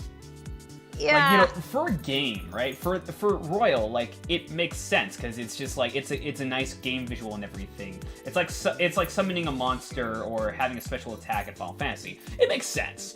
But, yeah, like, having that in a medium where it's like, it has to feel like a natural battle and everything feels a little iffy, because they were doing so good before. Like, during the fight with Kaneshiro, like, Makoto gets on her bike and drives around with a case full of money. Like, that's something that wasn't in the game, and I was just like, that's good. But, it just feels a little, it just feels taxed on and everything. But that's, I mean, like, other stuff, I mean, like, I've like, how I binged the entire manga to Persona 1. Like, I'll just say this, if like, to anybody who's just, like, thinking Kasumi's story needs to be done better, like me, read Persona 1 manga, because literally there is a character in there that has pretty much almost, like, Kasumi's almost entire story. And this was done, like, I think at the 2000s, and it's just done so much better. Yeah, I have to agree on that. I have to agree that the Persona 1 does the whole Katsumi thing better than Persona 5. Well, specifically, it's the manga, because I think Persona 1, it's just like, Persona 1, it very much is sort of like just follows the formula of the games, but with the manga, they knew it's like, all right, so we got a bunch of chapters here and we got a bunch of story. We can't just go 1-to-1 with the actual game. Yeah. They're just like trying to make it their own thing, but also trying to stick with Persona in a way. Yeah.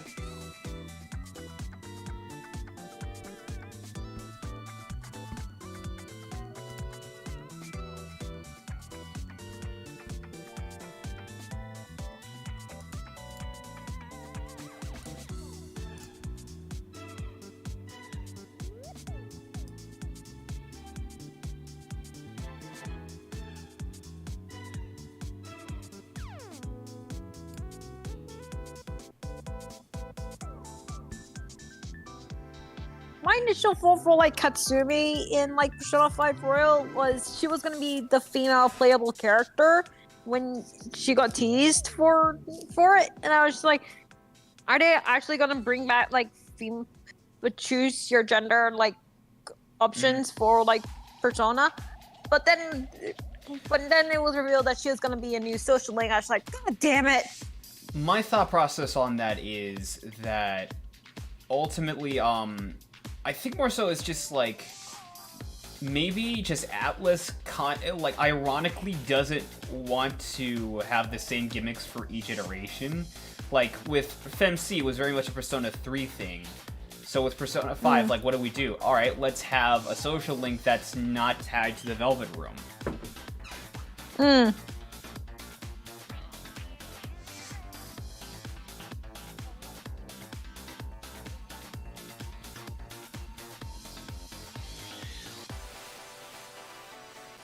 Other than that, it's like... Honestly, it's just going back and watching some of the older stuff that I used to watch is been pretty interesting. Like I've been finding stuff that more so it's just like I used to be into, but now I'm not. Like I got a chance to reread all of the Maximum Ride manga. Nice.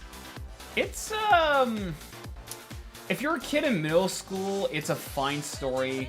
But if you are like, if you know about how the world works and everything, it sort of kind of falls a little flat and is a little biased. I mean, the art is good and like the characters are still kind of funny and everything, but it's just like it very much is that it's like it's very much on the level of like basically Persona 5 before it existed, and it was a little more preachy. Yeah. I have to agree with you there. With it. It's a good like shonen. It's a good shonen take of like it's sort of like a good shonen take of sort of American society and whatnot. It has some pretty good visuals and everything for an American manga, but it's just... Oh, speaking of American manga, I bought a while back, I bought Clock Strikers. Oh! Ooh! It's a really interesting story, honestly, and it's really interesting, just like, because it feels so distinctly fantasy, but you can also tell how Western it is. Because the main character is a black girl, and you like, there's multiple times where you see her getting her like hair done a certain way, or like making her braids a certain way. And it's just like that's something I don't think you would actually see particularly too much in like a Japanese manga, mainly because I don't think a lot of those artists tend to spend time drawing how girls do their hair. Yeah. Which is probably for the best in some cases, but...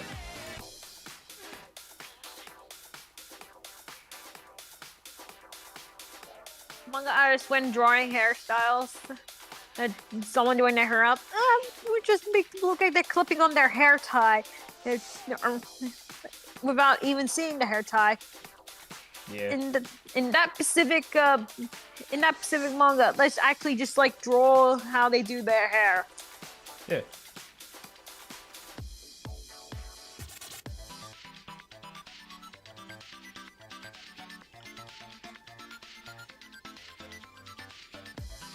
Other than that, I watched the One Piece live action story. Me and my brother actually seen the One Piece live action series too. It was alright. Yeah, okay, at the very least I'll say this, like, when looking at, like, the sort of the interviews and whatnot with the cast, it's evident they were fans, and they were, like, because, like, that whole scene with Nami stabbing her arm and just, like, out of hatred for Arlong, like, look, you're not going to, like, if we're comparing, you're not going to be able to beat the anime, whether it be sub or dub, but Yeah. for what they did, it was just, like, the fact that they were just giving their, like, she was just giving their all and everything. It's just like, I look at them like, you know what? Kudos. Yeah, I give the kudos to them too, because you can clearly tell in like interviews and such they are like massive fans of the original and the anime. Yeah.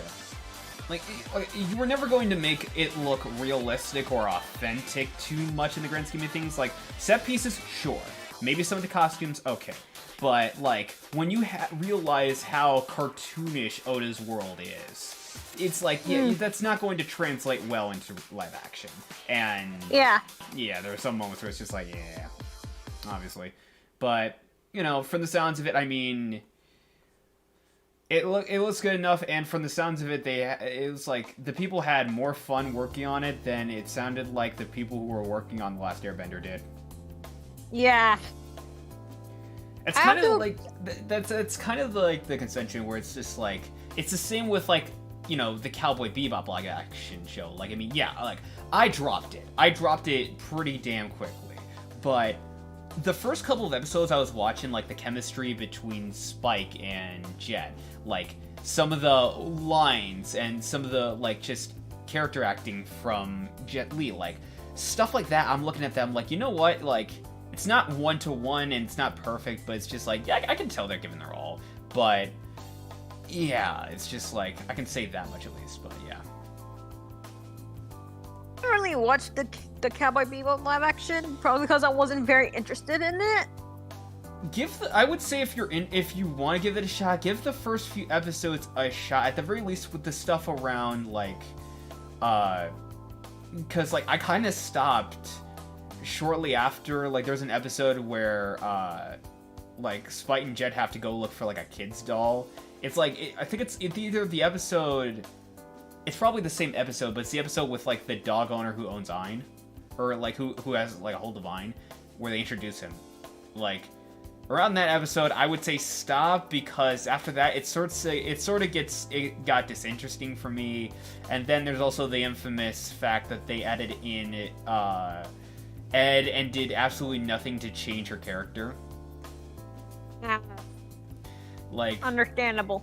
Considering, like, what you could do with this character in this, like, type of noir story, like, there's possibilities. Like, yeah, she's a kid, but she's also a prodigy hacker. You can make her sort of a shut-in or something. Like, just something like that. Or hell, if you're gonna make her, like, an extrovert, be more, like, down-to-earth about it. Like, because, like, Ed in the live action is more, like, cartoonishly extroverted.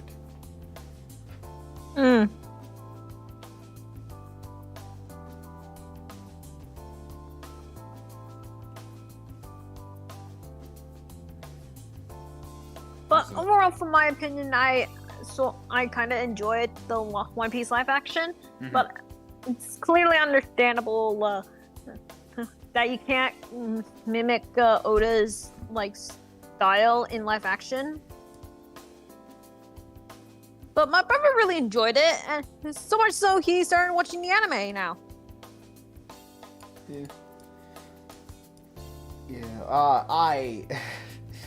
The only time I got, like, a chance to actually binge One Piece was when I was working 10 hours at a job, and I got through everything from the first arc to the end of Alabasta, which is where, like, they introduced Nico Robin. Yeah. I got through that, and yeah, that was a pretty damn good arc. Like, honestly, like, I was, like, I'd been aware, like, because my whole thing with One Piece is, like, alright, so here's some notes about the characters. Okay, jump to any point. And I jumped to the point where Luffy punched like the equivalent of basically one of the like some rich kid whose father like runs like Big Oil. Oh my god. Yeah, like the celestial dragons canonically are supposed to be like the most untouchable people out there. So you could think like Big Oil or Big Pharma, stuff like that.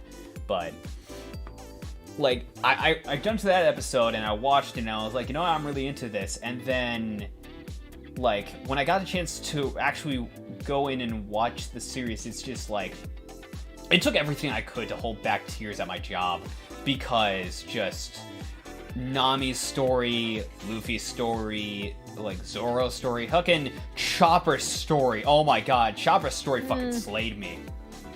Oh my god. Just, it is. It's a like I understood where the mindset was, and I understood like just why so many people love this show so much, and then like cut to later down the line, now we're getting like stuff about how Luffy has Gear 5 and it's just like goofy as hell. And it's just, on one hand, you know, people can talk about how like complain about the form and everything, but on the other hand, I also think it's very in line with Oda's work, because you have a rubber man who can blow up proportions of his body. He like one of the like tradebacks of using his power is he shrinks to the size of a child.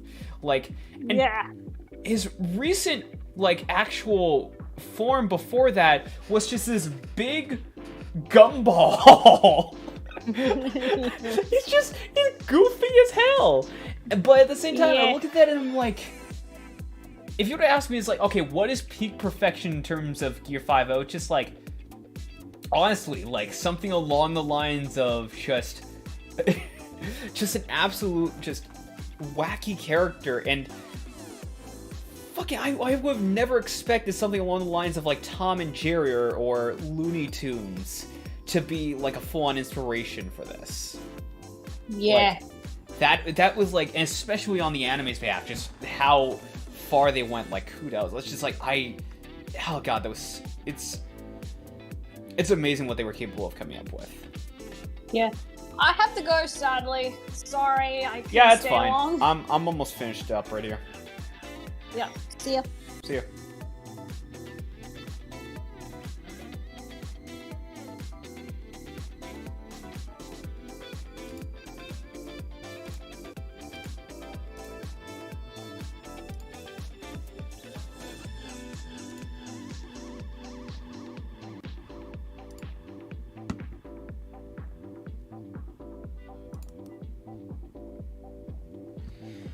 Alright, Chad, it's just you and me.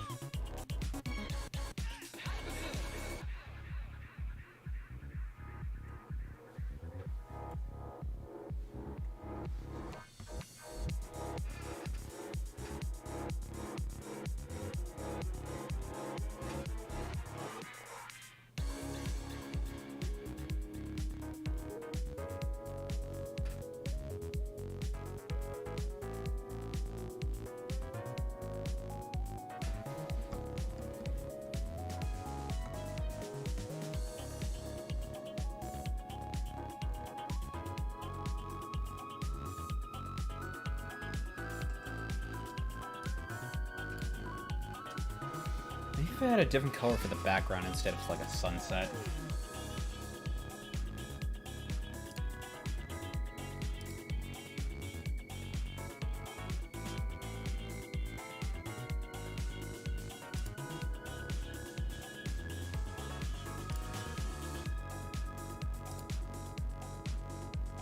Probably not great.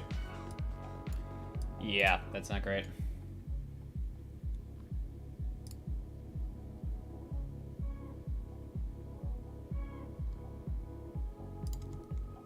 Got an idea.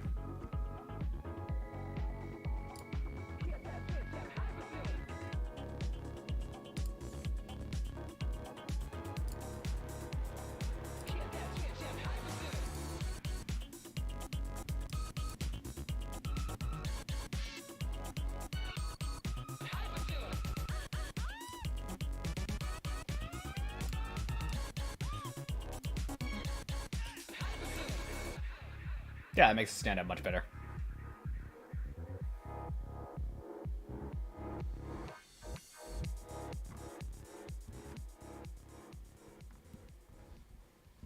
And if I were to, say, switch it?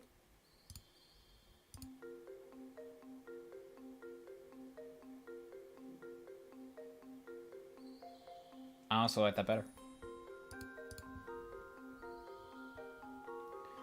Okay, let's see here.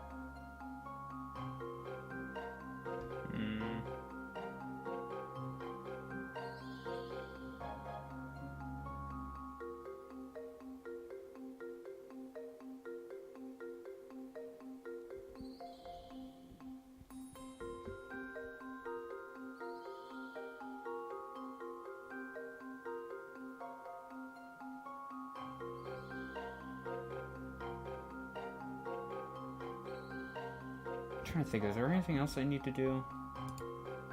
I could do the glasses, but I don't know. Oh, fuck it.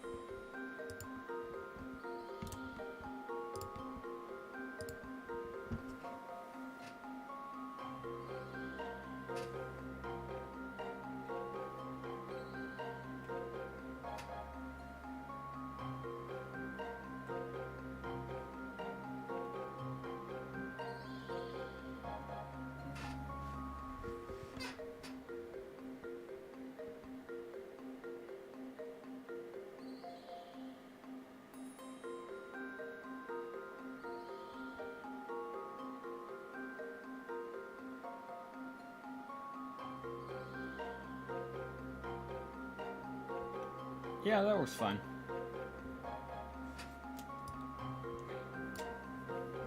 What do I want to do for the background, though?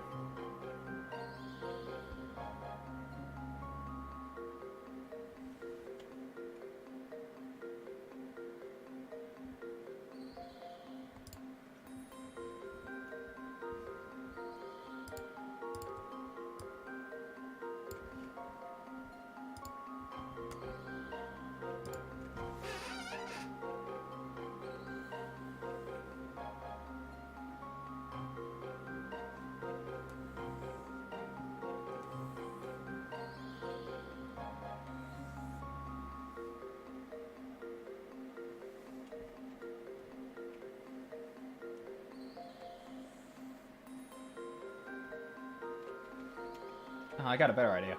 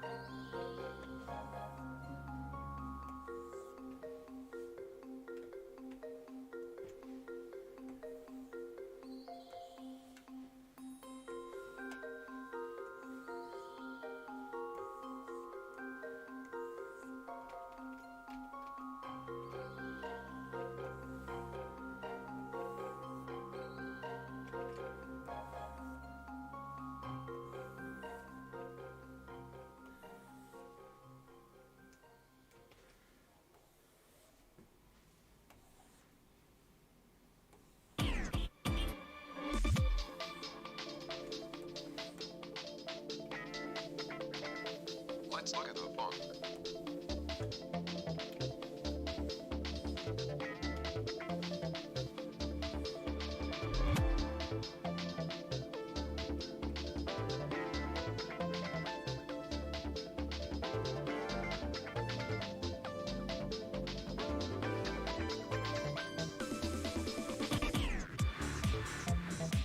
Ah, it works beautifully.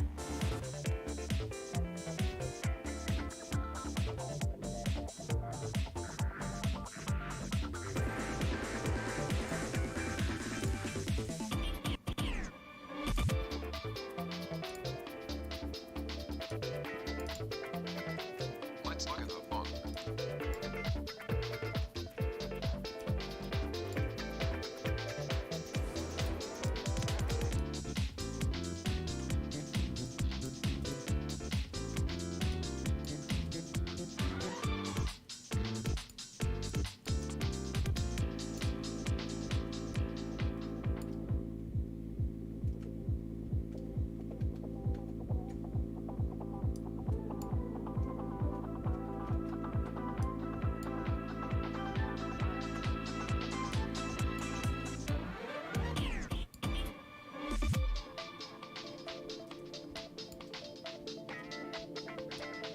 Let's look at the font.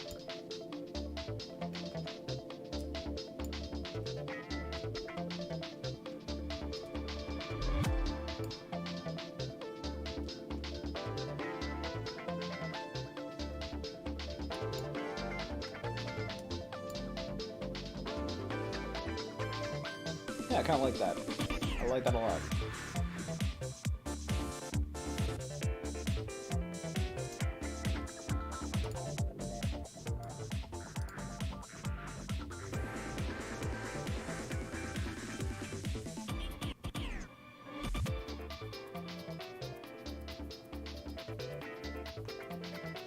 Let's look at the font.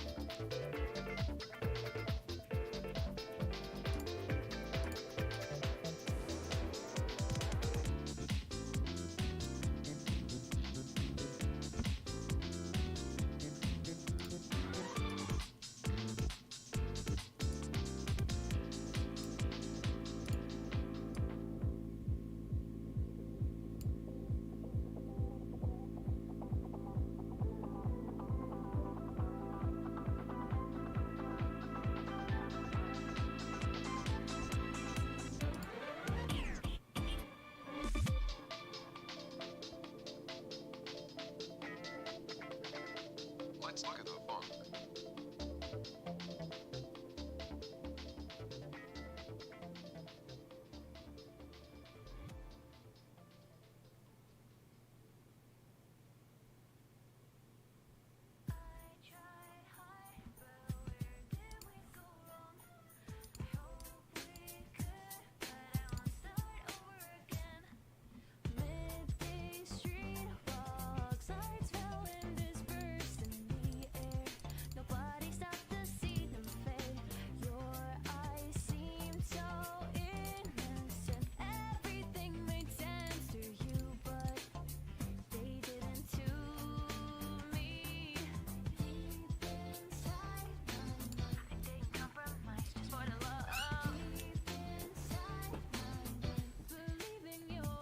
got an idea.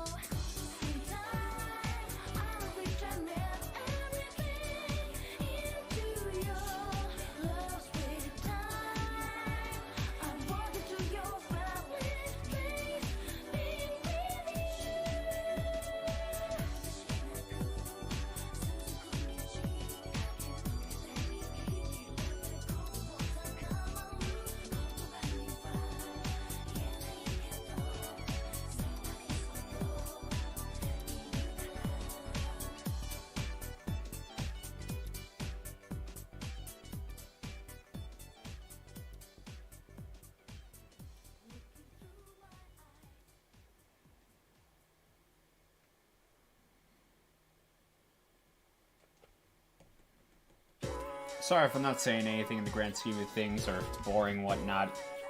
I'm just, I'm busy working, as you can see. I mean, if you guys want, I could give you a rundown of sort of what my thought process is. That's fine. So, in the grand scheme of things, like, I like to improvise when it comes to work. Like, this background this wasn't ever intended. I was just like, wait, what can I do with the background? Wait, I'm already kind of going with a diamond aesthetic for this arm. I already have an arrow diamond brush. Why don't I just go for that with the background? And then I thought, wait, what if I had sort of a yin-yang type deal where it's like yellow over here, move it over here. The same color pink over here, move it over here. And, you know, I look at this and I'm like, great, it works. And I added the, what this is called a manga gradient, what this fade is. And I honestly think it makes the, like, it gives a little more balance. There's a lot going on in this. Honestly, hang on. I might get rid of that, honestly.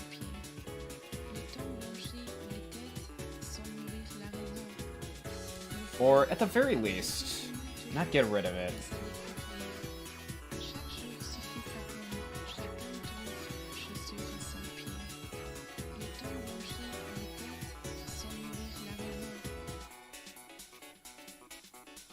Just erase parts of it. The way I can tell.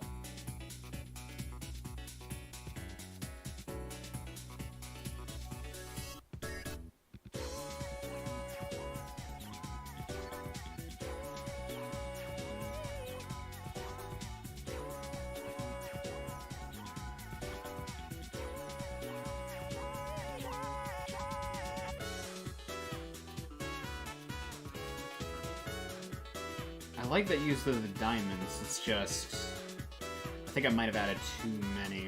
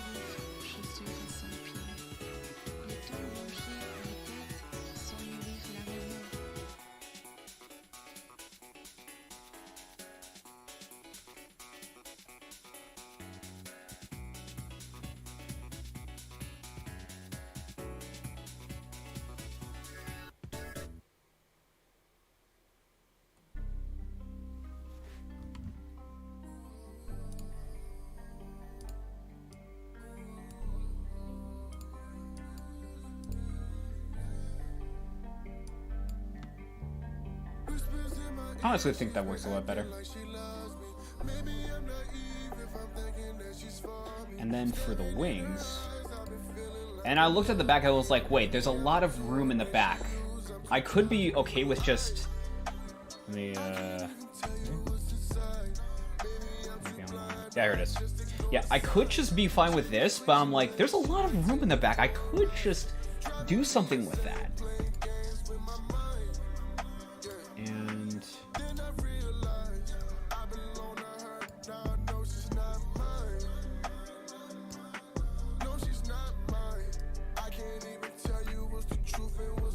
There we go.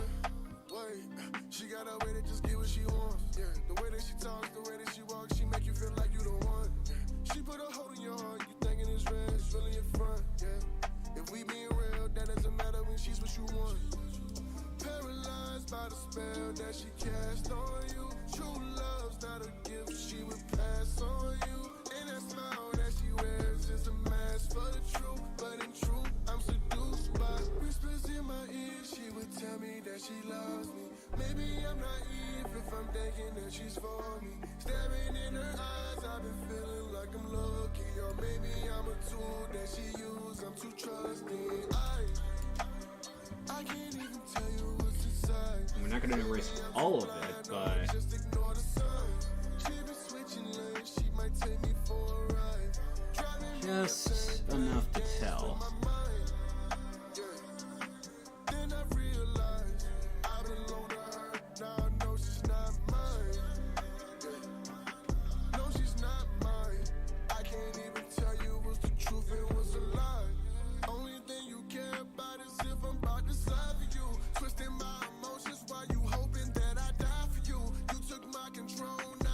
Maybe not enough to like tell, but definitely darkening it.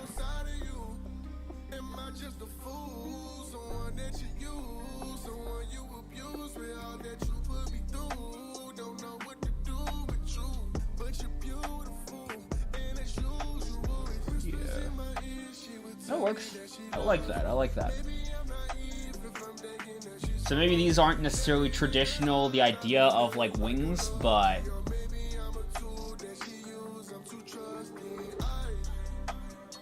I think it works. Oh, no, don't delete it. Thank you.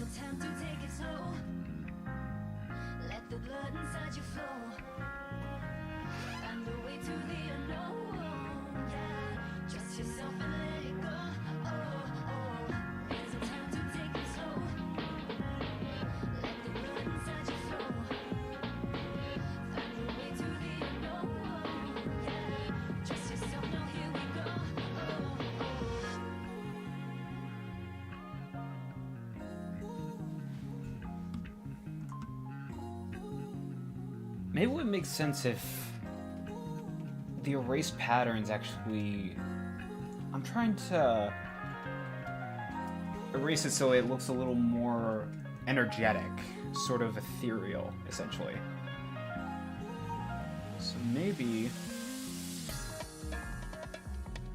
if I erased it like this...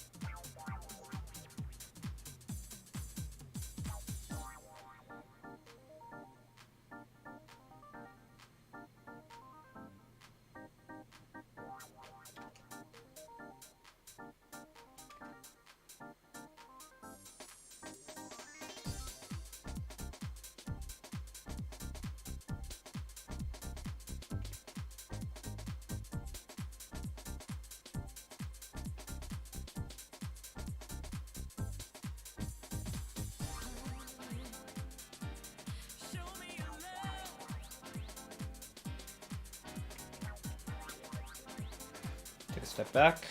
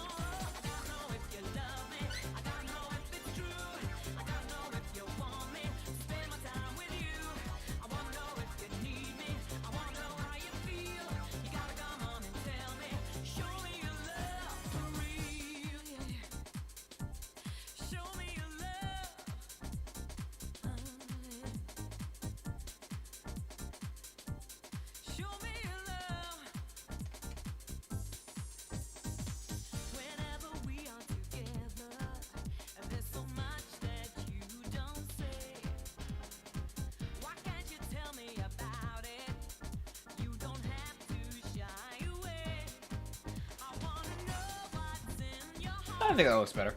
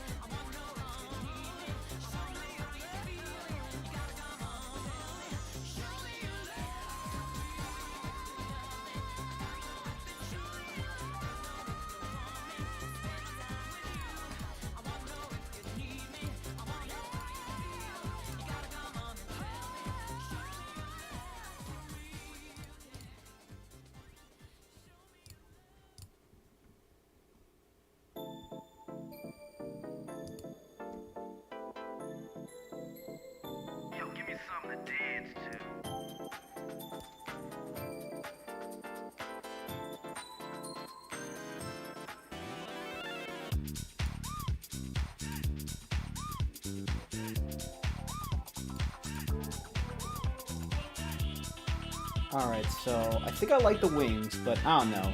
Maybe they look a little too small.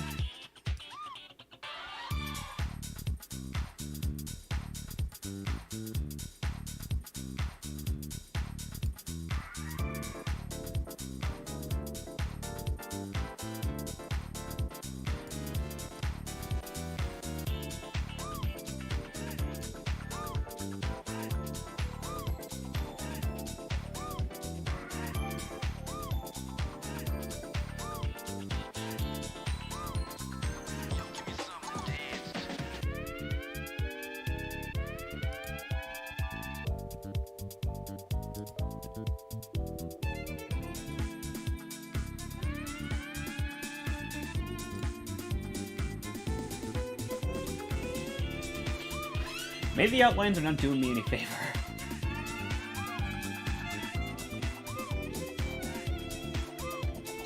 Let's try a version without the outlines. Maybe they're just making it feel too flat.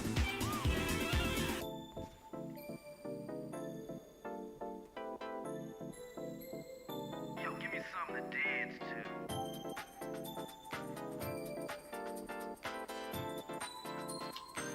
I think I might like that. Hang on. See how that looks? Oh.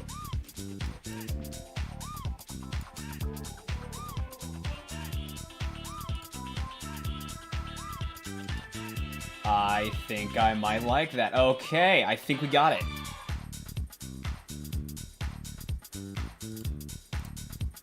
Let's get to this.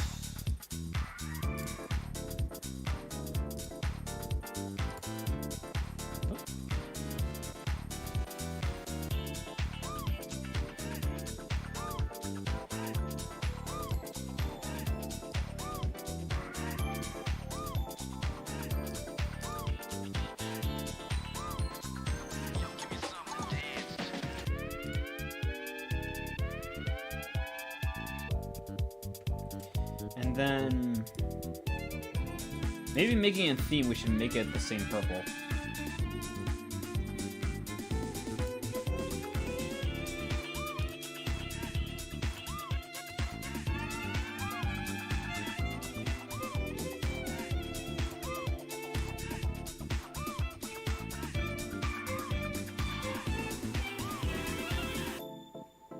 That way at least it's not as confusing. Yo, give me something to dance to. Yeah, there we go. Look, I was down on my back. They never thought I would last. I didn't run out of gas. I'm giving all that I can. They didn't know I'm the one. I like that. I like that. Beat me down and they thought I was done. Being deaf like the sound of my drum.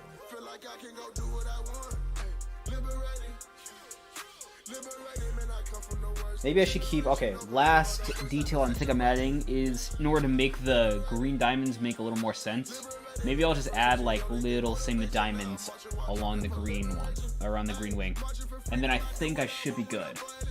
Until I come and spend a block in the week. I get a laughing who's trying to compete. Come with your crew and they turn to a crease. The top is my spot and I'm not trying to lease. I chuckle with whoever coming for me. Or we think he a threat and that got me to see. Some drug boy stepping his gridlock. The boy straight gas, no pit stop. Think he a dragon, I drag him and bang him like Ziploc. Conqueror status, he still get his chin clock. Do you like bam bam, you get your rent rock. If I got time on my hand like a wristwatch, you can be counted but casual why no I still do you dirty while wearing my flip flops. I'm in my prime. My only limit be my mind. Everybody thought I was behind. And your logic is what I defy. Had me down in the dirt, couldn't function. Now I just laugh at haters when I step in the function. Thought I would fail, should've changed your assumption. Not me and victory convert to the junction. Look, I was down on my back. They never thought I would last. I didn't run out of gas. I'm giving all that I can. They didn't know I'm the one. Stood my ground when they thought I would run. Beat me down and they thought I was done. Being deaf like the sound of my drum. Feel like I can go do what I want. Hey, liberated. Liberated, man, I come from the worst generation, overcame all the worst type of situations. Liberated. Liberated, man, adversity only gave motivation. Now I'm marching while drumming for liberation. You know it's joy, boy. I can't stop right now.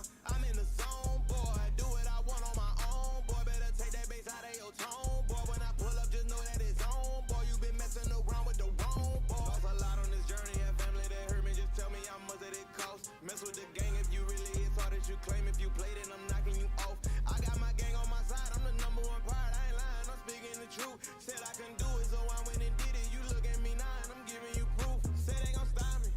How? How you gon' stop the young goat? Boy, don't act like you don't know. Knocking their head out the ropes. Said they gon' see me, I really do live what I'm speaking. I told them the youngin' was chose. I gotta get to the 1P. These haters don't want me, I'm tryna be dripping in gold. Look, I was down on my back. They never thought I would last. I didn't run out of gas. I'm giving all that I can. They didn't know I'm the one. Stood my ground when they thought I would run. Beat me down and they thought I was done. Being deaf like the sound of my drum. Feel like I can go do what I want. Hey, liberated. Liberated, man, I come from the worst generation. Overcame all the worst type of situations. Liberated. Liberated, man, that pressure, she only get motivation. Now I'm marching while drumming for liberation. Maybe the problem isn't the background, maybe the problem is just all of this.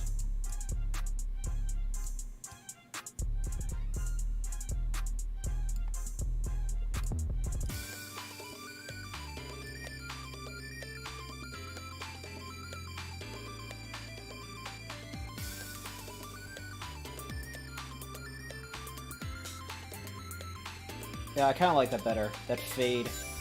That way, like, there's still stuff going on in the background, but it's not getting in the way of the foreground.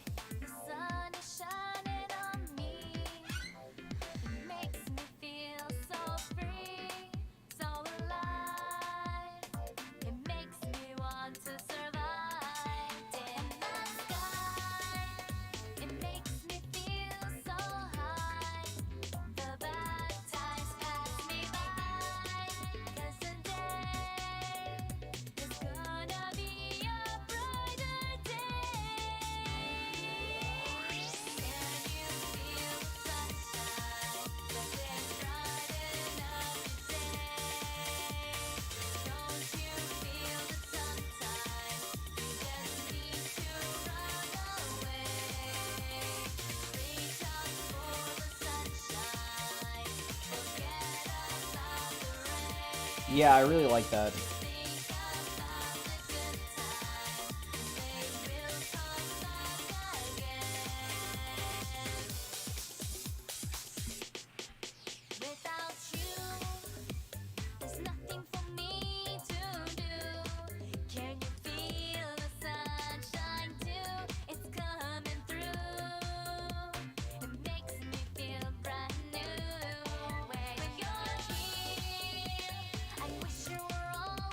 Last thing I'm going to do is, it might be a little too centered. I think shifting it to the right a little would help.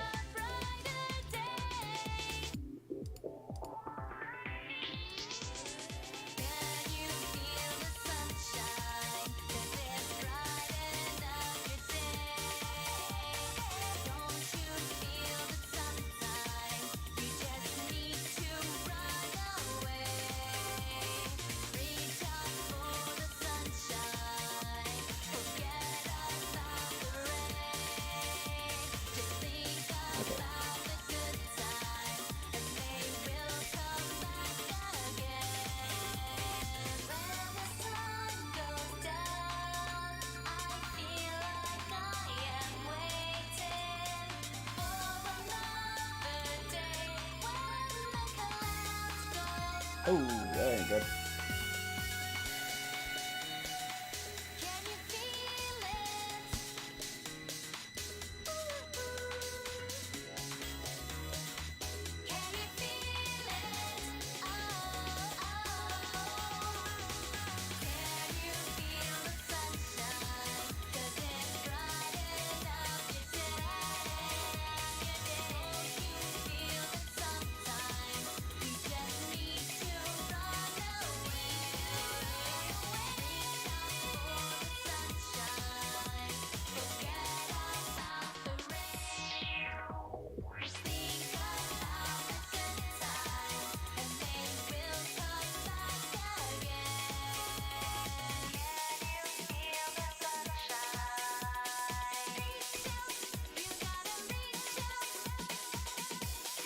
Alright, I like that. Then just to double check, see how the gradient would look if I flipped it. Whoa. Whoa.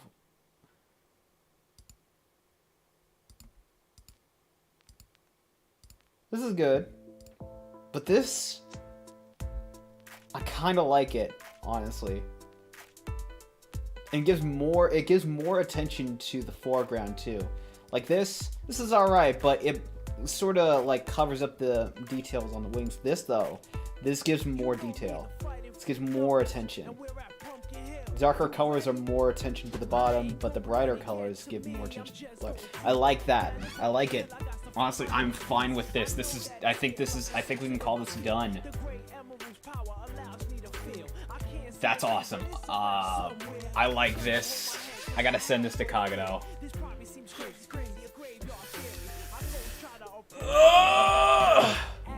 Alright.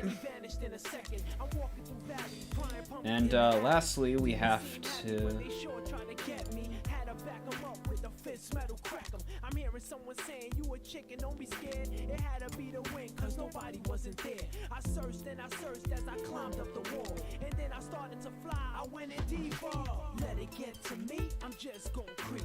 Down Pumpkin Hill, I got to find my lost piece. I know that it's here, I sense it in my feet. The great emerald's power allows me to feel. I can't see a thing, but it's around somewhere. I gotta hold my head, I have no fear. It probably seems there we go. Crazy, a graveyard theory. Alright, I think I'm done. Alright, it is... God, it's 11 o'clock. I have to get to bed. Okay. Thank you all so much for joining me. Tune in tomorrow. I'll be live on Twitch around 6 Central, and we will be streaming the Game Awards on Discord. So yeah, keep an eye out for that and everything. And it's fun. I really like this being live again on YouTube. I was a little worried because I was afraid of getting an our community guideline strike, but it's nice to just reserve my art streams for YouTube and more of my other streams for Twitch. It's nice. Alright, I'm going to take off. You can feel free to subscribe. You can check this out later on my portfolio on Artstation. I'll be posting up later tonight. And yeah, I think that's going to do it. So everyone out there, take care. And I will see you all, I guess, tomorrow on Twitch. So take care. Peace.